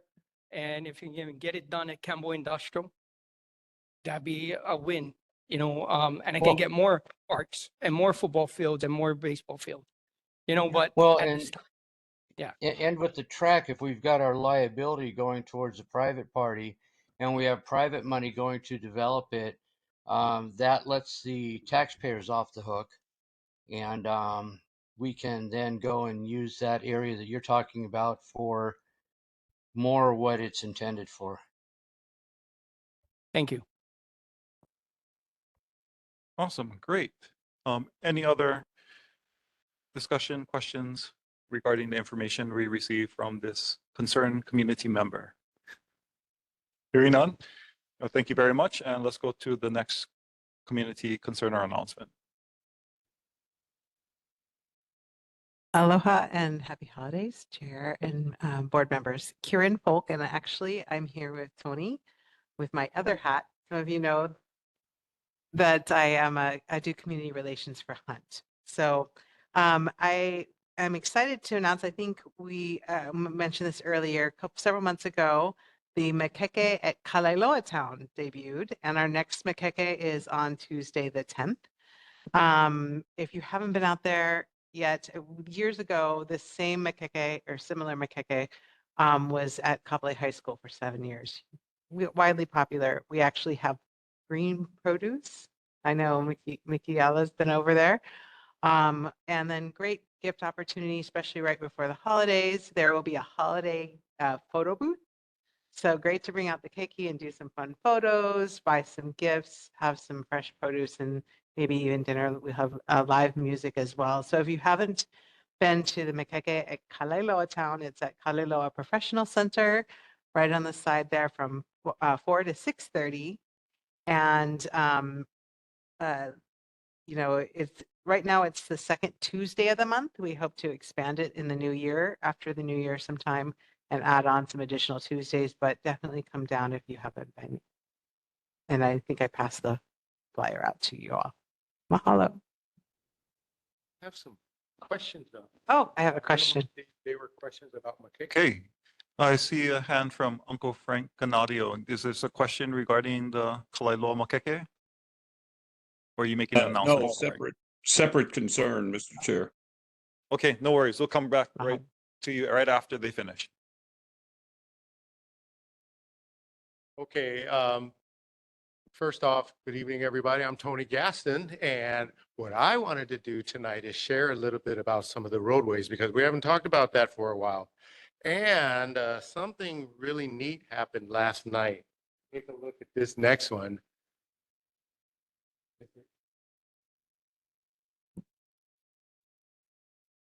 Here we go. We got some street lights that actually turned on. Yeah. So this is a picture of FDR here. So you can see the lights are on now. It just happened last night. We didn't actually even know. So that's why we were uncertain on when Hawaiian Electric was going to be able to come in and get everything taken care of. The good thing is that they did come in and the lights are on. So now this is looking down FDR and Kamakila area. But if the lights are on, we can now transition, notify everybody, hey, we're going to open up this road finally. The hard part, though, is that it's the holiday. We don't want to do it during the holidays because it's going to be a little confusing. So the roadways are going to be open in early January for sure now, because now look at all these lights, see? So, but we won't disturb people during the holidays. We don't want to create a dangerous situation. Okay. And then finally, if you remember, we have been trying to resolve this issue with Kopahe for a long time. And a lot has happened in the last month and a half, to the point where now documents are almost fully executed. And all we need is a couple more signatures, finalize, send it back to the United States DOE. And if they sign off on it, same thing, in January, we can finally start finishing this road. And once we finish this road, all the roads will be able to get open. So that's our quick update. Do you have any questions? Malo, any questions, discussion from board members about the information that we just received? Any questions from the community at large? Hearing none, mahalo nui loa for the update and it's wonderful news and a wonderful holiday gift. Hey, Merry Christmas to all of you. Okay, happy holidays. Christmas. Yes. Okay. Now let's go to Uncle Frank Canario. Yes, Mr. Chair. Nobody's brought up the housing project that's going to go across from Walmart. A couple of weeks ago, I was up in Mililani for first time in quite a long time and didn't realize they had put together a little town center near their mall. And it looked good and they had entertainment going on. I don't know if Ms. Polk remembers, I suggested that the Walmart the site across from Walmart be a village center several years ago. And instead we're looking at 700 to 900 housing units and a nightmare at that intersection. I wonder if somehow our representatives or our council members can take a good look at that. Kapolei Commons never became a village center. A lot of its renderings just went by the way of a parking lot. So I'd appreciate another look at that area. Thank you. Mahalo, Uncle Frank, for raising that concern about the lack of a village center that was at least in the planning for the area that didn't come through. And this is one of the last remaining spaces that we have that could actually generate that in their design plans as they move forward. Okay, Uncle Mick, fellow board member, go ahead.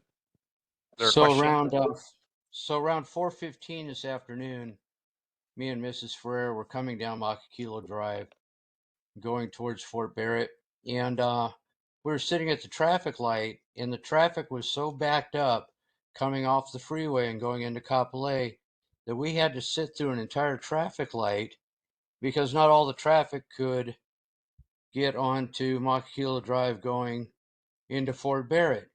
And Mrs. Ferrer said, quote, "Gee, I wonder what it's going to be like with 900 houses there when this is the only exit we've got and traffic is backing up onto the freeway and we can't get down Makakilo Drive."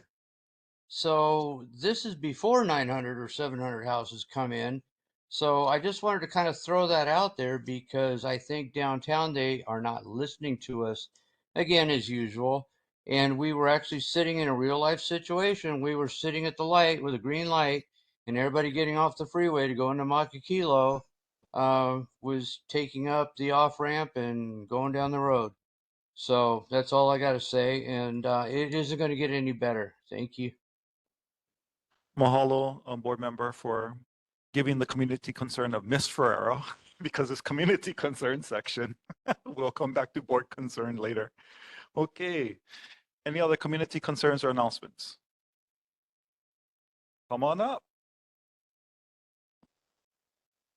Happy holidays. I'm Sheila Medeiros, and just have a reminder, we have a Hawaii Food Bank Drive on the 14th of December. There's a lot of different events going on that day, but this starts really early, so we could be the first stop you make, and it's from 7 to 8 a.m.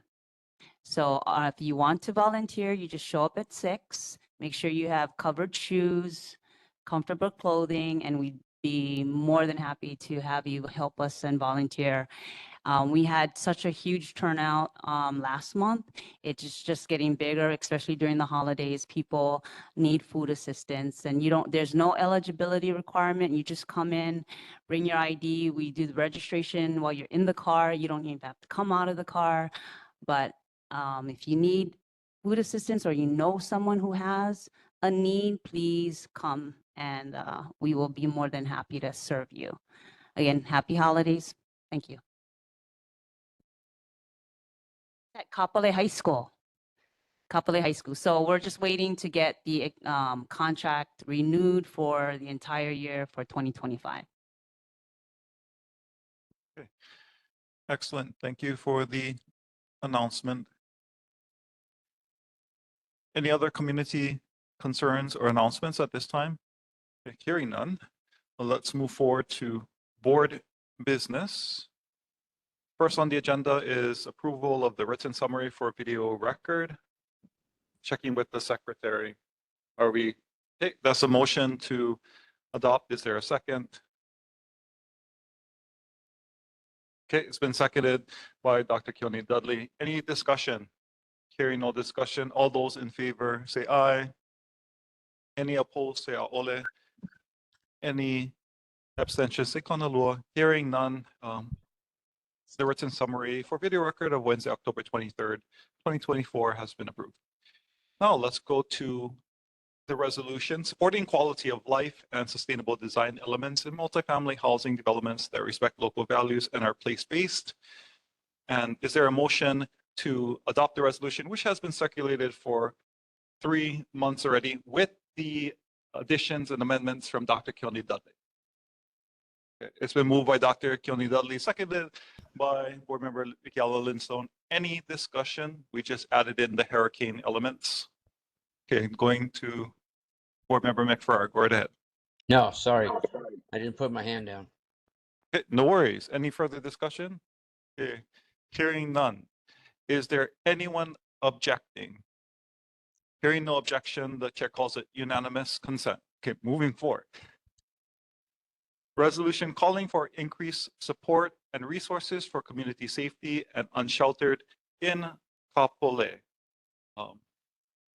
And the chair, sorry, made a procedural boo. I so apologize. For the previous resolution that I called unanimous, we're gonna act like that didn't happen, rescinding, because I forgot to do one very important thing, which was to ask for public testimony.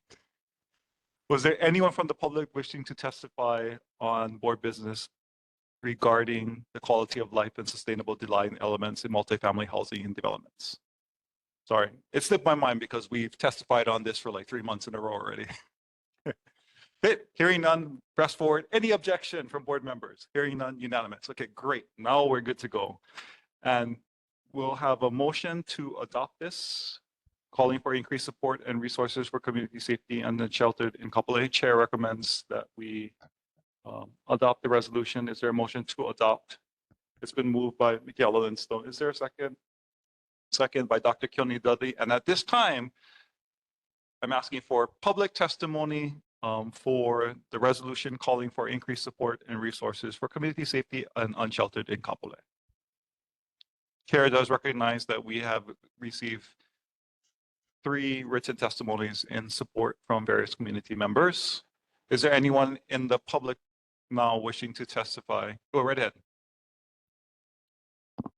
Board. Darren Holbrook. I'm in the village of Kapolei. I'm in the neighborhood security watch team. I don't speak for the Village of Kapolei Association. I'm here speaking as a member of the neighborhood security watch. We've talked throughout this meeting about issues with houseless people, homeless people, crime increases. Neighborhood security watch gets the community policing report every month. I put it together for the year and show the percentages because the numbers really don't show you anything that they give you. So I don't know why we even ask for that because it doesn't delve into it. Another thing they could add to it is how much interaction do they have with homeless people because they get 911 calls. This should be an easy stat to track. So the issue we're having in the village of Kapolei is with the roads mainly. The roads they belong to God, I guess, if that's your believer, because nobody claims them. The state don't want them now. The state still owns them. The problem we're having and it's impacting us is with safety and security because we can't use the Honolulu 311 app anymore. They will not service us because the city and county says it doesn't belong to us. We can't do anything about it. The state doesn't have police that's going to come into our neighborhood to do it.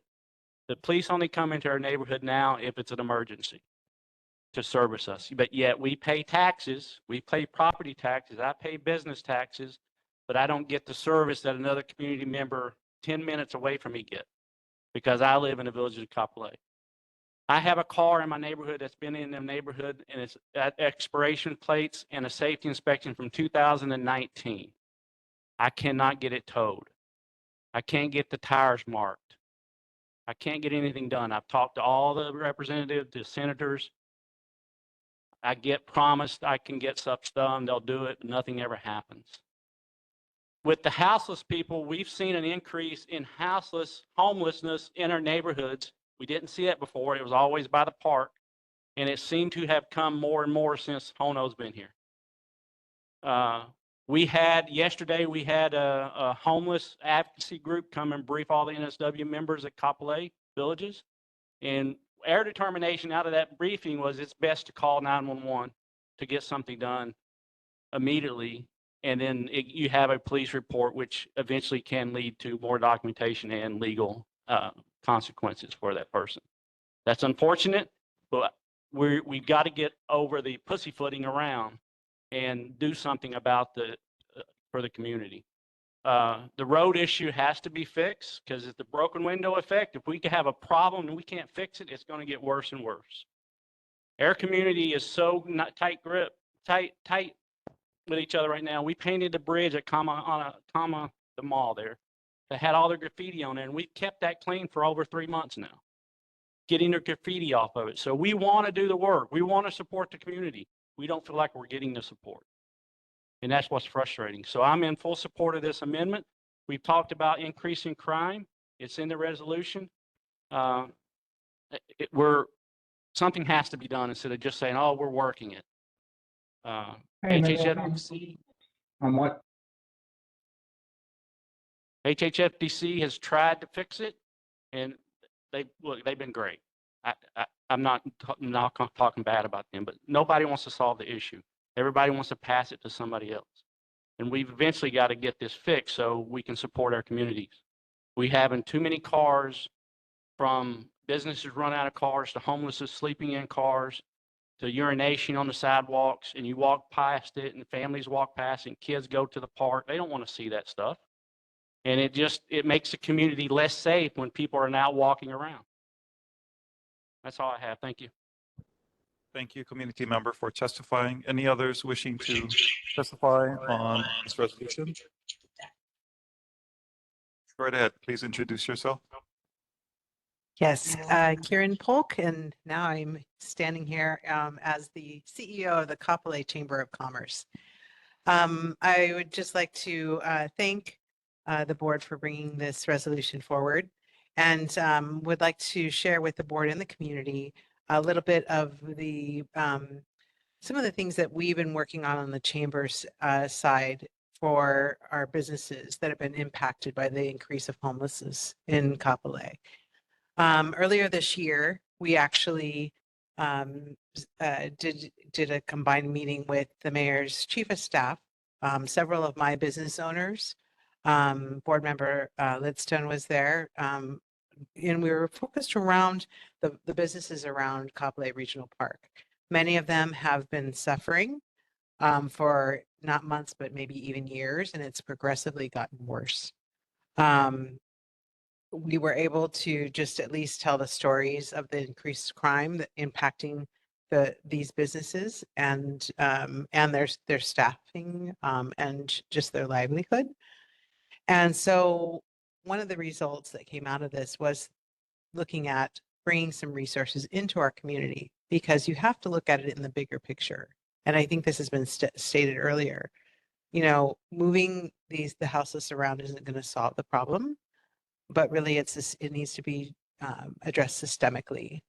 And so, you know, unlike some of the other areas on this island, we don't have some of those resources here to help these houseless in social services, medically, and the list goes on and on. So the HONO did come out, and I have even some of my businesses and my members have been impacted by increase of crime and situations since the HONO has been out here.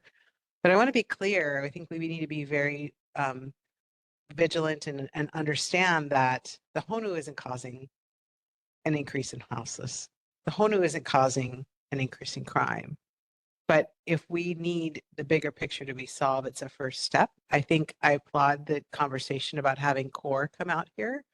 And I just had my annual holiday luncheon with my members yesterday, to almost 200 of my members, and the mayor was my keynote speaker, and this same subject was spoken with the mayor. So it's impacting all of us. But I think we do need to address all these issues, the broken window syndrome, keeping an eye out, and not just pushing it away, but being vocal. And in the more voices that go to the city, I think that'll help elevate the concern, because they need to hear it. And so I just wanted to kind of share, for, like I said, from the business community, what has been, how we've been impacted and what we've done. And so I still continue to work with the mayor's administration, trying to address some of these issues, and I can report back later as things progress. But I think we just need to keep moving forward together, and that's really important. So that I think the Villages of Kapolei Neighbor Security Watch for bringing up their voice in this resolution with the board as well. Mahalo. Mahalo. Is there any other public testimony? Seeing none, going once, going twice, going three times. And now let's go into board discussion. Chair recognizes Mick Farrar. Go ahead. So I was interested in seeing about the situation in Kapolei Villages, because I just dealt with a situation as DLNR with a Maui property where there's an entire neighborhood of streets that were put in that we had easements for on state property. They ended up building roadways going through there and everything. And then we had a new person apply for an easement. And as it turns out, he didn't need to have an easement because of the fact that if everybody has a pen or something to write it down with, it's called Act of 1892. I know that goes back a ways, but it's codified under HRS 264, HRS 264-1 HRS. And what that does is that anytime a roadway is built that serves a community, that it automatically becomes the property of the city, county, or state if it's a highway, and that they are responsible for not only maintaining it, but it is then their road. So I've always kind of wondered why we have this issue that the city and county doesn't want to take over these roads. There's another one going up Makakilo Hill too that hasn't been, quote, dedicated to the city, when there is a state law or a state HRS that automatically makes it part of the city and county if it's a city and county street, or the state if it's a highway. So so far in Maui, we've gotten some pushback from them wanting to take over these roads because it serves a particular neighborhood. But going back to this law, so far they haven't been successful. So I might suggest that the villages of Kapolei might take a look into that and to hold their feet to the fire that they have to take these city streets and it belongs to them. So I remember hearing about this maybe a meeting or 2 meetings ago when we were in the middle of dealing with this in Maui, and it's a statewide type of law. And even though it goes back to 1892, there's been some modifications of it. And right now in Maui, city and or the county of Maui has had to take over this whole neighborhood of streets, whether they like it or not. So that's all I've got to say. And giving you guys those HRSs in the Act of 1892 is something to look up and possibly pursue it based on that.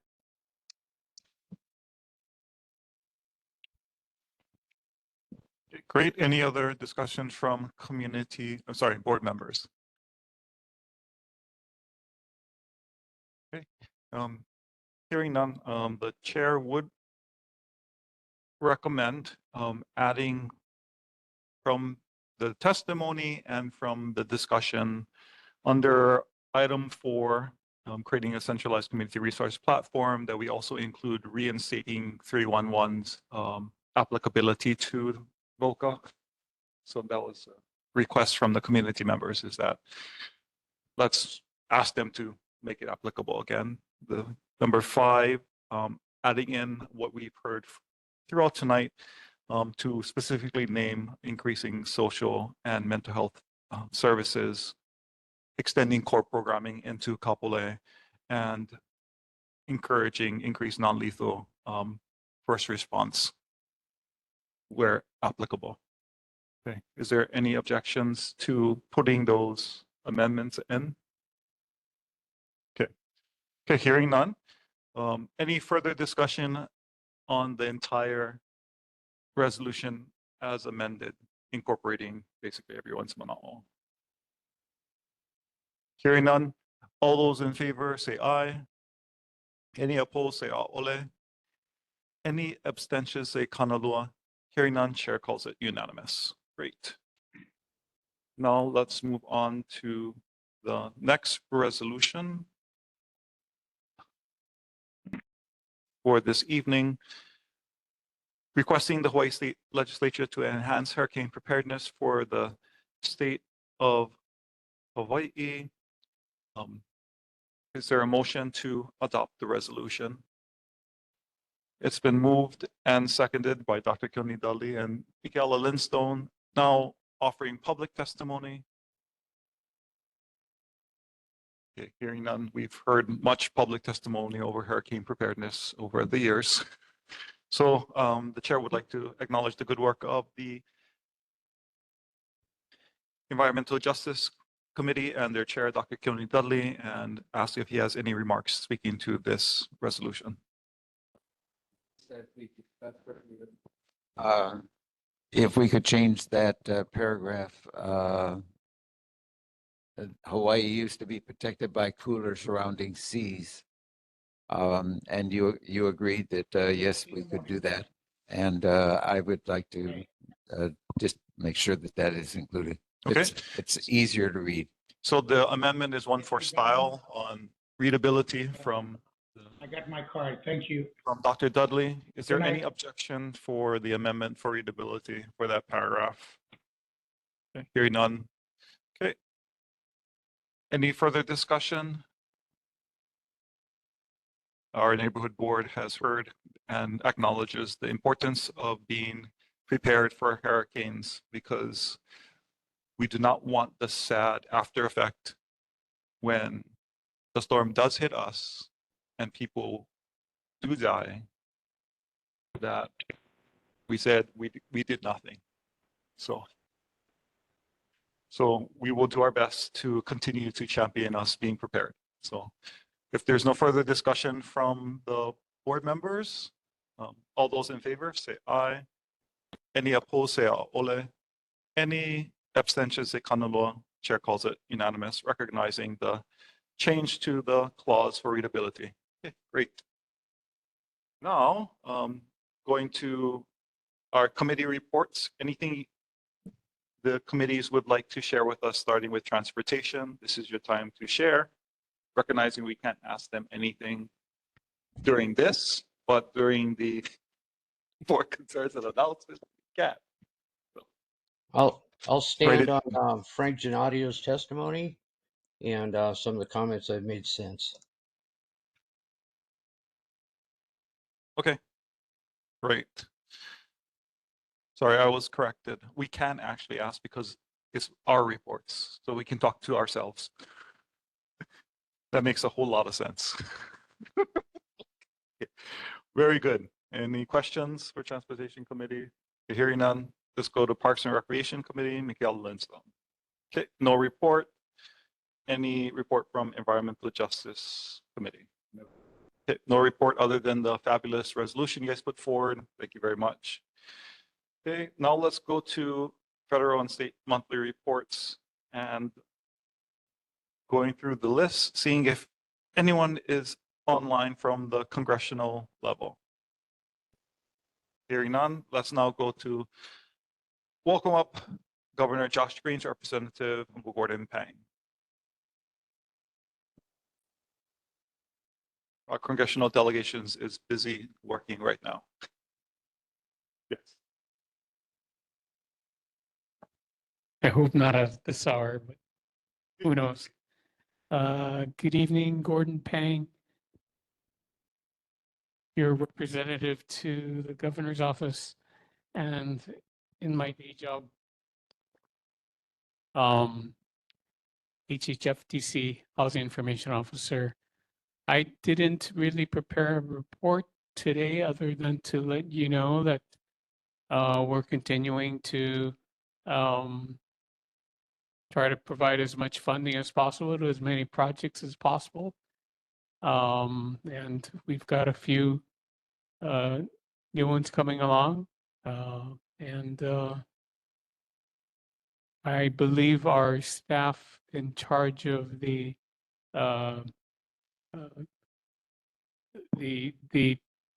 Kapolei village, the village of Kapolei, is also continuing to work with the city to transfer the roads over to the city. So that's continuing. Other than that, I did hear board member Genadio raise some questions, but I wasn't quite clear what they involved because he spoke initially about the project across from Walmart and then spoke also about Kapolei Commons. So I wasn't clear. Forgive me if I didn't understand correctly. You want to clarify, Frank? May I comment, Mr. Chair? Yes, Uncle Frank, go right ahead. Sure. Yes, several years ago, there were renderings of Kapolei Commons that showed trees and waterfalls and things like that. And what we wound up with is just a big parking lot. The issue of a village center I brought up was perhaps about 7 or 8 years ago, because I had visited a community called The Villages in Florida, where they had 3 community centers with nightly entertainment and retail, and they were gathering places. Oahu's supposed to be the gathering place. There's no place to gather in Kapolei. So I brought it back here as an idea. I just might mention that the Villages now has 4 or 5 community centers. I had mentioned the empty 28 acres across from Walmart as a potential site for a village center. And now we're facing the possibility of 700 to 900 new housing units right there at one of the worst intersections in the city. So Kapolei Commons didn't pan out as a village center. In the meantime, Mililani put in something like a small one in their main mall. And I just happened to be there a couple of weeks ago when they had a hula halal there and people gathered around. And we don't see anything like that. So calling us a second city is a misnomer, because we don't have the amenities that cities do. And we just need something like a gathering place. So that's what I was trying to get across, Mr. Pang. I hope that I see. answers your question. Okay, yeah, it does. I would suggest that is something you should probably take up with the developer. I know every time that they've been here, they've been pretty amenable to at least listening to the suggestions that you folks have raised for them. It's very early on in the process of that project. And, I would think that they would listen intently to what you have to say. It's unfortunate they didn't have anybody here this evening. But I think that they would be willing to listen. But yeah, for sure, I would agree with you entirely that the community lacks a gathering place. Well, that's above my pay grade, bringing it up with the developer. Well, the developer has been showing up at these neighborhood board meetings, and you can ask them at that point. I understand that they've also set up an email address where you folks can send your questions. So, doesn't hurt to try. Malo, thank you very much.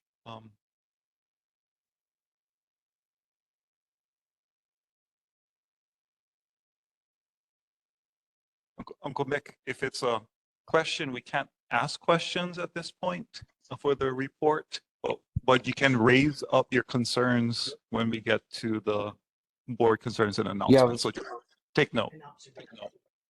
Okay, all right. I was just going to make a statement about Mililani, but I'll wait. Okay, gotcha. So I know it's a procedural wacky, but that's how they asked us to do it. So are there any questions from the public regarding the governor's representative's report? Okay, Am I allowed to ask questions of you guys? You are allowed to ask questions. Right. So I've asked the question, do you folks have any questions for me? Doesn't work that way? Okay. So, Figured I'd try. so, that's a good one that we should ask, because that would solve a lot of problems. I would ask you folks. So. That's a really good one, and I think we will we'll go with that for now, and then we'll ask clarification because none of the documentation we have speaks to that. So go ahead, first vice chair. Second vice chair, go ahead. Gordon, I just want to say thank you for coming week after week after week, and just there aren't many people here from the government, and it's I know that time and time again you don't get a chance to speak either, so so it's good to have you.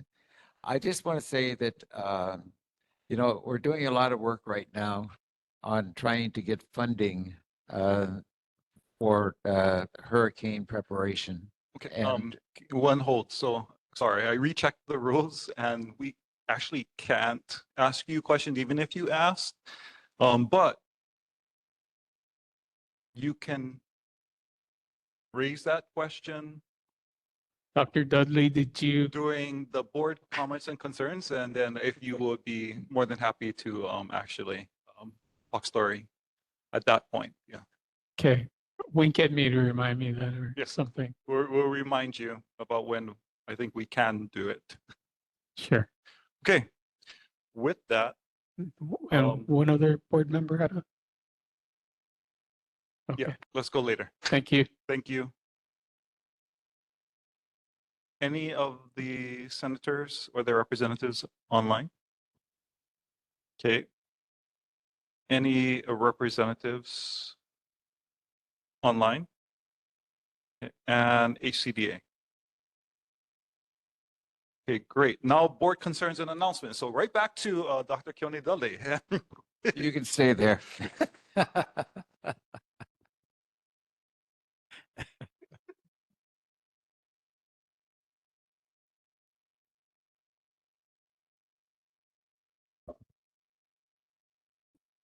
How do I phrase this? I understand that the board has some questions regarding the state's role in hurricane preparedness. Would you like to raise them at this point?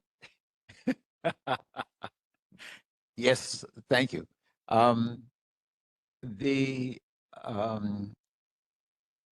you know, in the first place, there's a resolution there, and in the resolution, there are all kinds of things that we need money for, and it's millions and millions and millions of dollars. And I've been meeting with the advisor to the governor about the emergency management, and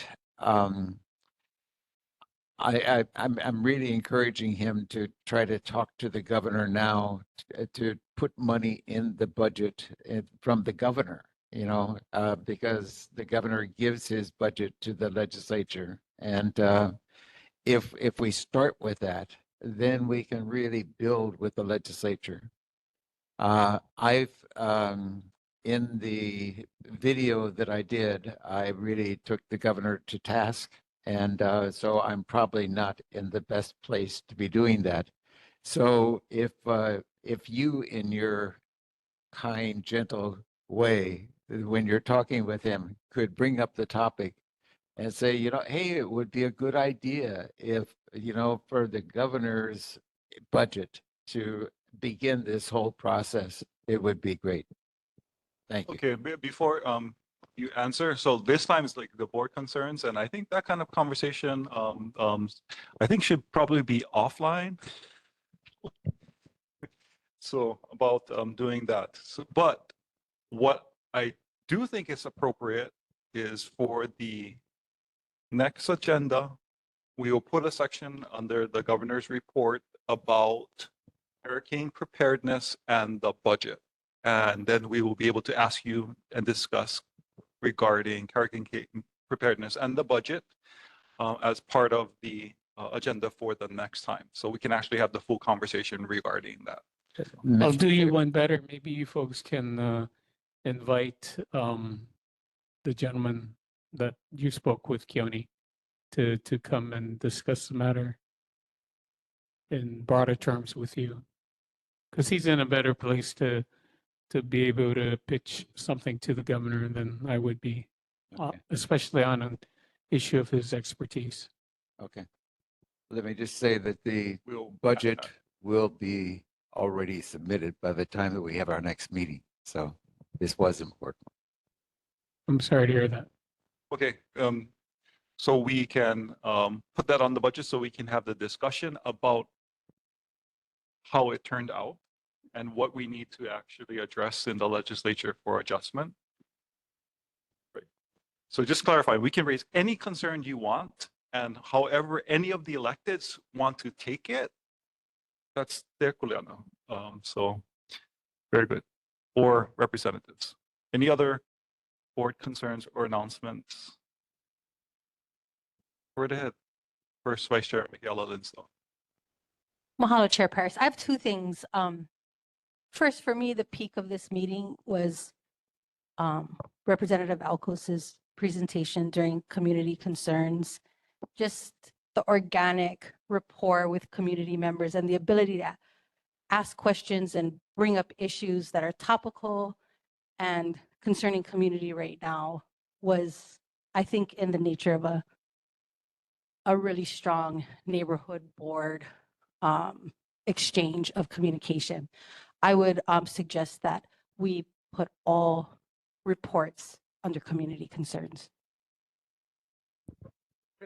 Secondly, sorry, one more thing, Chair. I just want to, the second thing is I just want to thank you for your facilitation of this meeting tonight.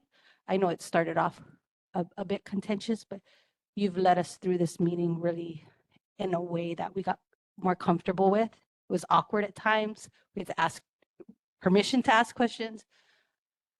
You're a really strong chair for this board, and I just want to thank you for facilitating it in this, all the awkwardness that we have, for facilitating it so well tonight. So mahalo.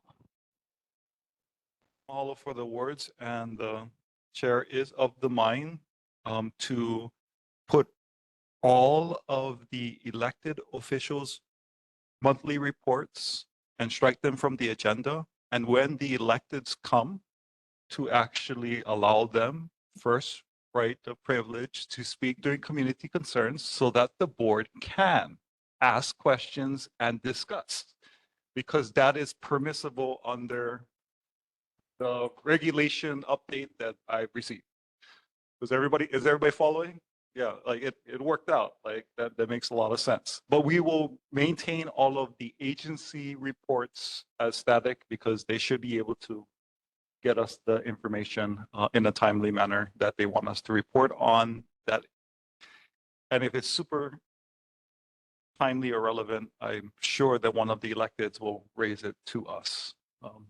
Okay, great. Any other board concerns and announcements? Mick Ferrara, go right ahead. Sorry, I've been taking up much of the time here.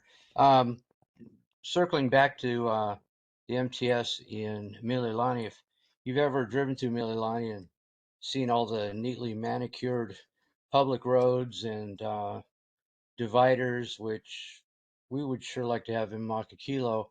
The reason for that is because the association there charges the residents $48 a month, and that gets them seven community centers and pools, and the ability to be able to rent those centers out for family gatherings and meetings and things like that. So when you go to Mililani, it's like no other place on Oahu, because their board there, in addition to people's property taxes and their homeowners association dues, pay $48 a month to enjoy all of that. Whereas Palahua charges you $125 a year, and I haven't been able to figure out what we get for that. So Mililani definitely has it dialed in as far as a community, and you can just drive through it and see it. But it costs them $48 a year, and a lot of people here might not want to pay that, but for them it gets them what they've got. And I put some information in the comments about the Mililani Town Association, MTA. So that's all I've got. Well, any other? Dr. Amy Bosler, go right ahead.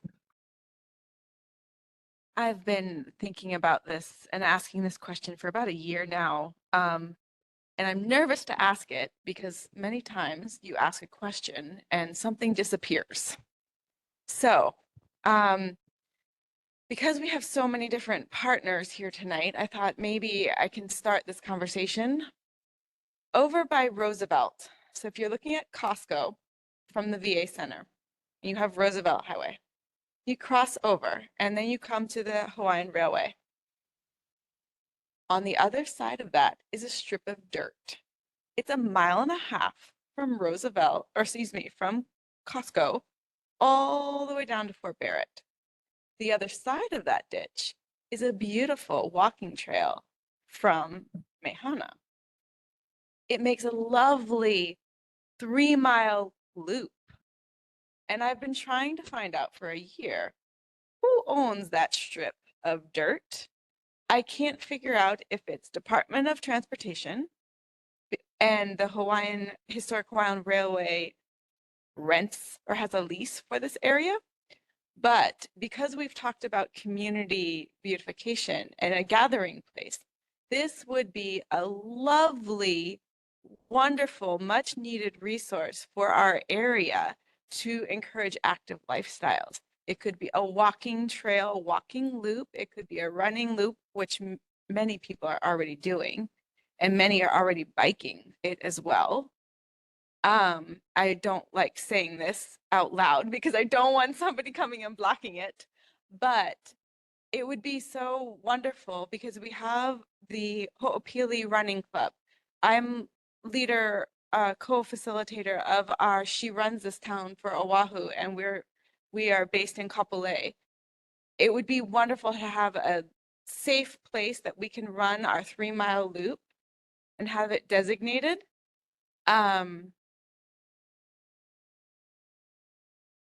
It could also be as a place that we could have our Thanksgiving turkey trats. Other parts of Oahu have them. This would be a lovely little 5K. We could bring back the Jingle Rock run to us instead of having it out in Ko'olina. Yeah. But as we're talking about, the raceway, I also want to think about the people, like how can we be active and have a healthy lifestyle? And this would be a very easy, flat way to do it, because many of our other locations, we lack the either the sidewalks or people are unfortunately parking on sidewalks. And so it's very difficult to run in our community, but this would draw people to Kapolei because not many other places have a walking running trail on island. Thank you. Thank you so much for raising that board concern. I just want to make sure that ocean side of the opposite. So it's a highway, and then what's your idea is having the opposite side. In runway, but what about the opposite side? I mean, it's not big places to run. We have a huge amount of runners in the area. Our only option is, all big towns again. Good. Okay. So that makes like the 10th potential agenda item that we have down, which is awesome because we're trying to find solutions for our community. And I'm writing that down as two things. One is the specific area to potentially incorporate with Mehana. So we have to coordinate with them. And the second is looking into the viability of making running/walking trails along the historical easement that already exists on the railroad tracks. Like they already have an easement that's there. Let's discuss or see how we can potentially put in active lifestyle engagements along the current easement that runs for miles all the way down to the west side. That's a great idea to explore. Okay. Any other board questions, concerns? Yes, go right ahead. As we're talking about Mehana and Kalaeloa, there's I don't know if it was last month, but there was a huge fire there in Kalaeloa. I live in Mehana, and right across the easement, there was like a huge I don't know if it was like just a regular umbrella or like a backyard kind of umbrella or whatever, flew in the air, hit one of the big power lines over there. I know we were talking about how they wanted to I guess, renovate some of the power lines that's on maybe the Mehana side or something like that, and how we advise them to put them underground. The high voltage power lines, are they able to do that too? Because if we're going to be building that community, because when the fire happened, there was like 2 fire trucks out there, and it was that close to like the new development they have out there, the new homes. It came that close. So I guess I don't know if we could put that on the agenda, but because those power lines go all the way down Franklin Roosevelt. So if we're going to have trails over there, if you're going to have homes over there, if you're going to have all kinds of, sports stuff over there, I don't know. I think that would be something to talk about. Okay. Thank you for raising the concern again with not just the Lahaina wildfires and above ground electrical poles causing massive damage to the community. And this just recently happened in our own community. And our board did ask HECO to consider it, and they officially responded on November 27, 2024 with a letter basically saying that they can't because there's a projected need for more electricity by 2028. So, and they also encouraged us to find other partners to defray the costs. So I'd be more than happy to place this on the agenda again because it's going to happen. It's not a matter of if, it's just a matter of when and how much damage. So let's try to see how we can work with the utility company to make sure that our communities are safe. Any other board member has any concerns and announcements? Okay. The next announcement is a disaster preparedness public service announcement on the new hurricane threat for Hawaii. It is the video spearheaded by Dr. Keone Dudley, showcasing how we are not prepared as a state, and in particularly in our region and our area for basically category 2 and above hurricanes. And so it's not even the catastrophic ones at category 5. We don't even have place to go with category 2 hurricanes because most of our shelters are not reinforced to withstand those. So please, if you're interested, there is a YouTube link and you can check it out online and all the good work and all the experts. And with that, our next scheduled meeting is on January 22nd, 2025, 7 p.m. at Hale conference rooms A and B. So before we adjourn, I just wanted to wish everyone a mele kalikimaka, a hau'oli makahiki ho. Best wishes to you and your ohana during this holiday season, and may it be safe and filled with joy and aloha. So have a wonderful time, ahui ho, until we meet again on the flip side of 2025. Be safe, everyone. Malama pono, aloha no, and good night.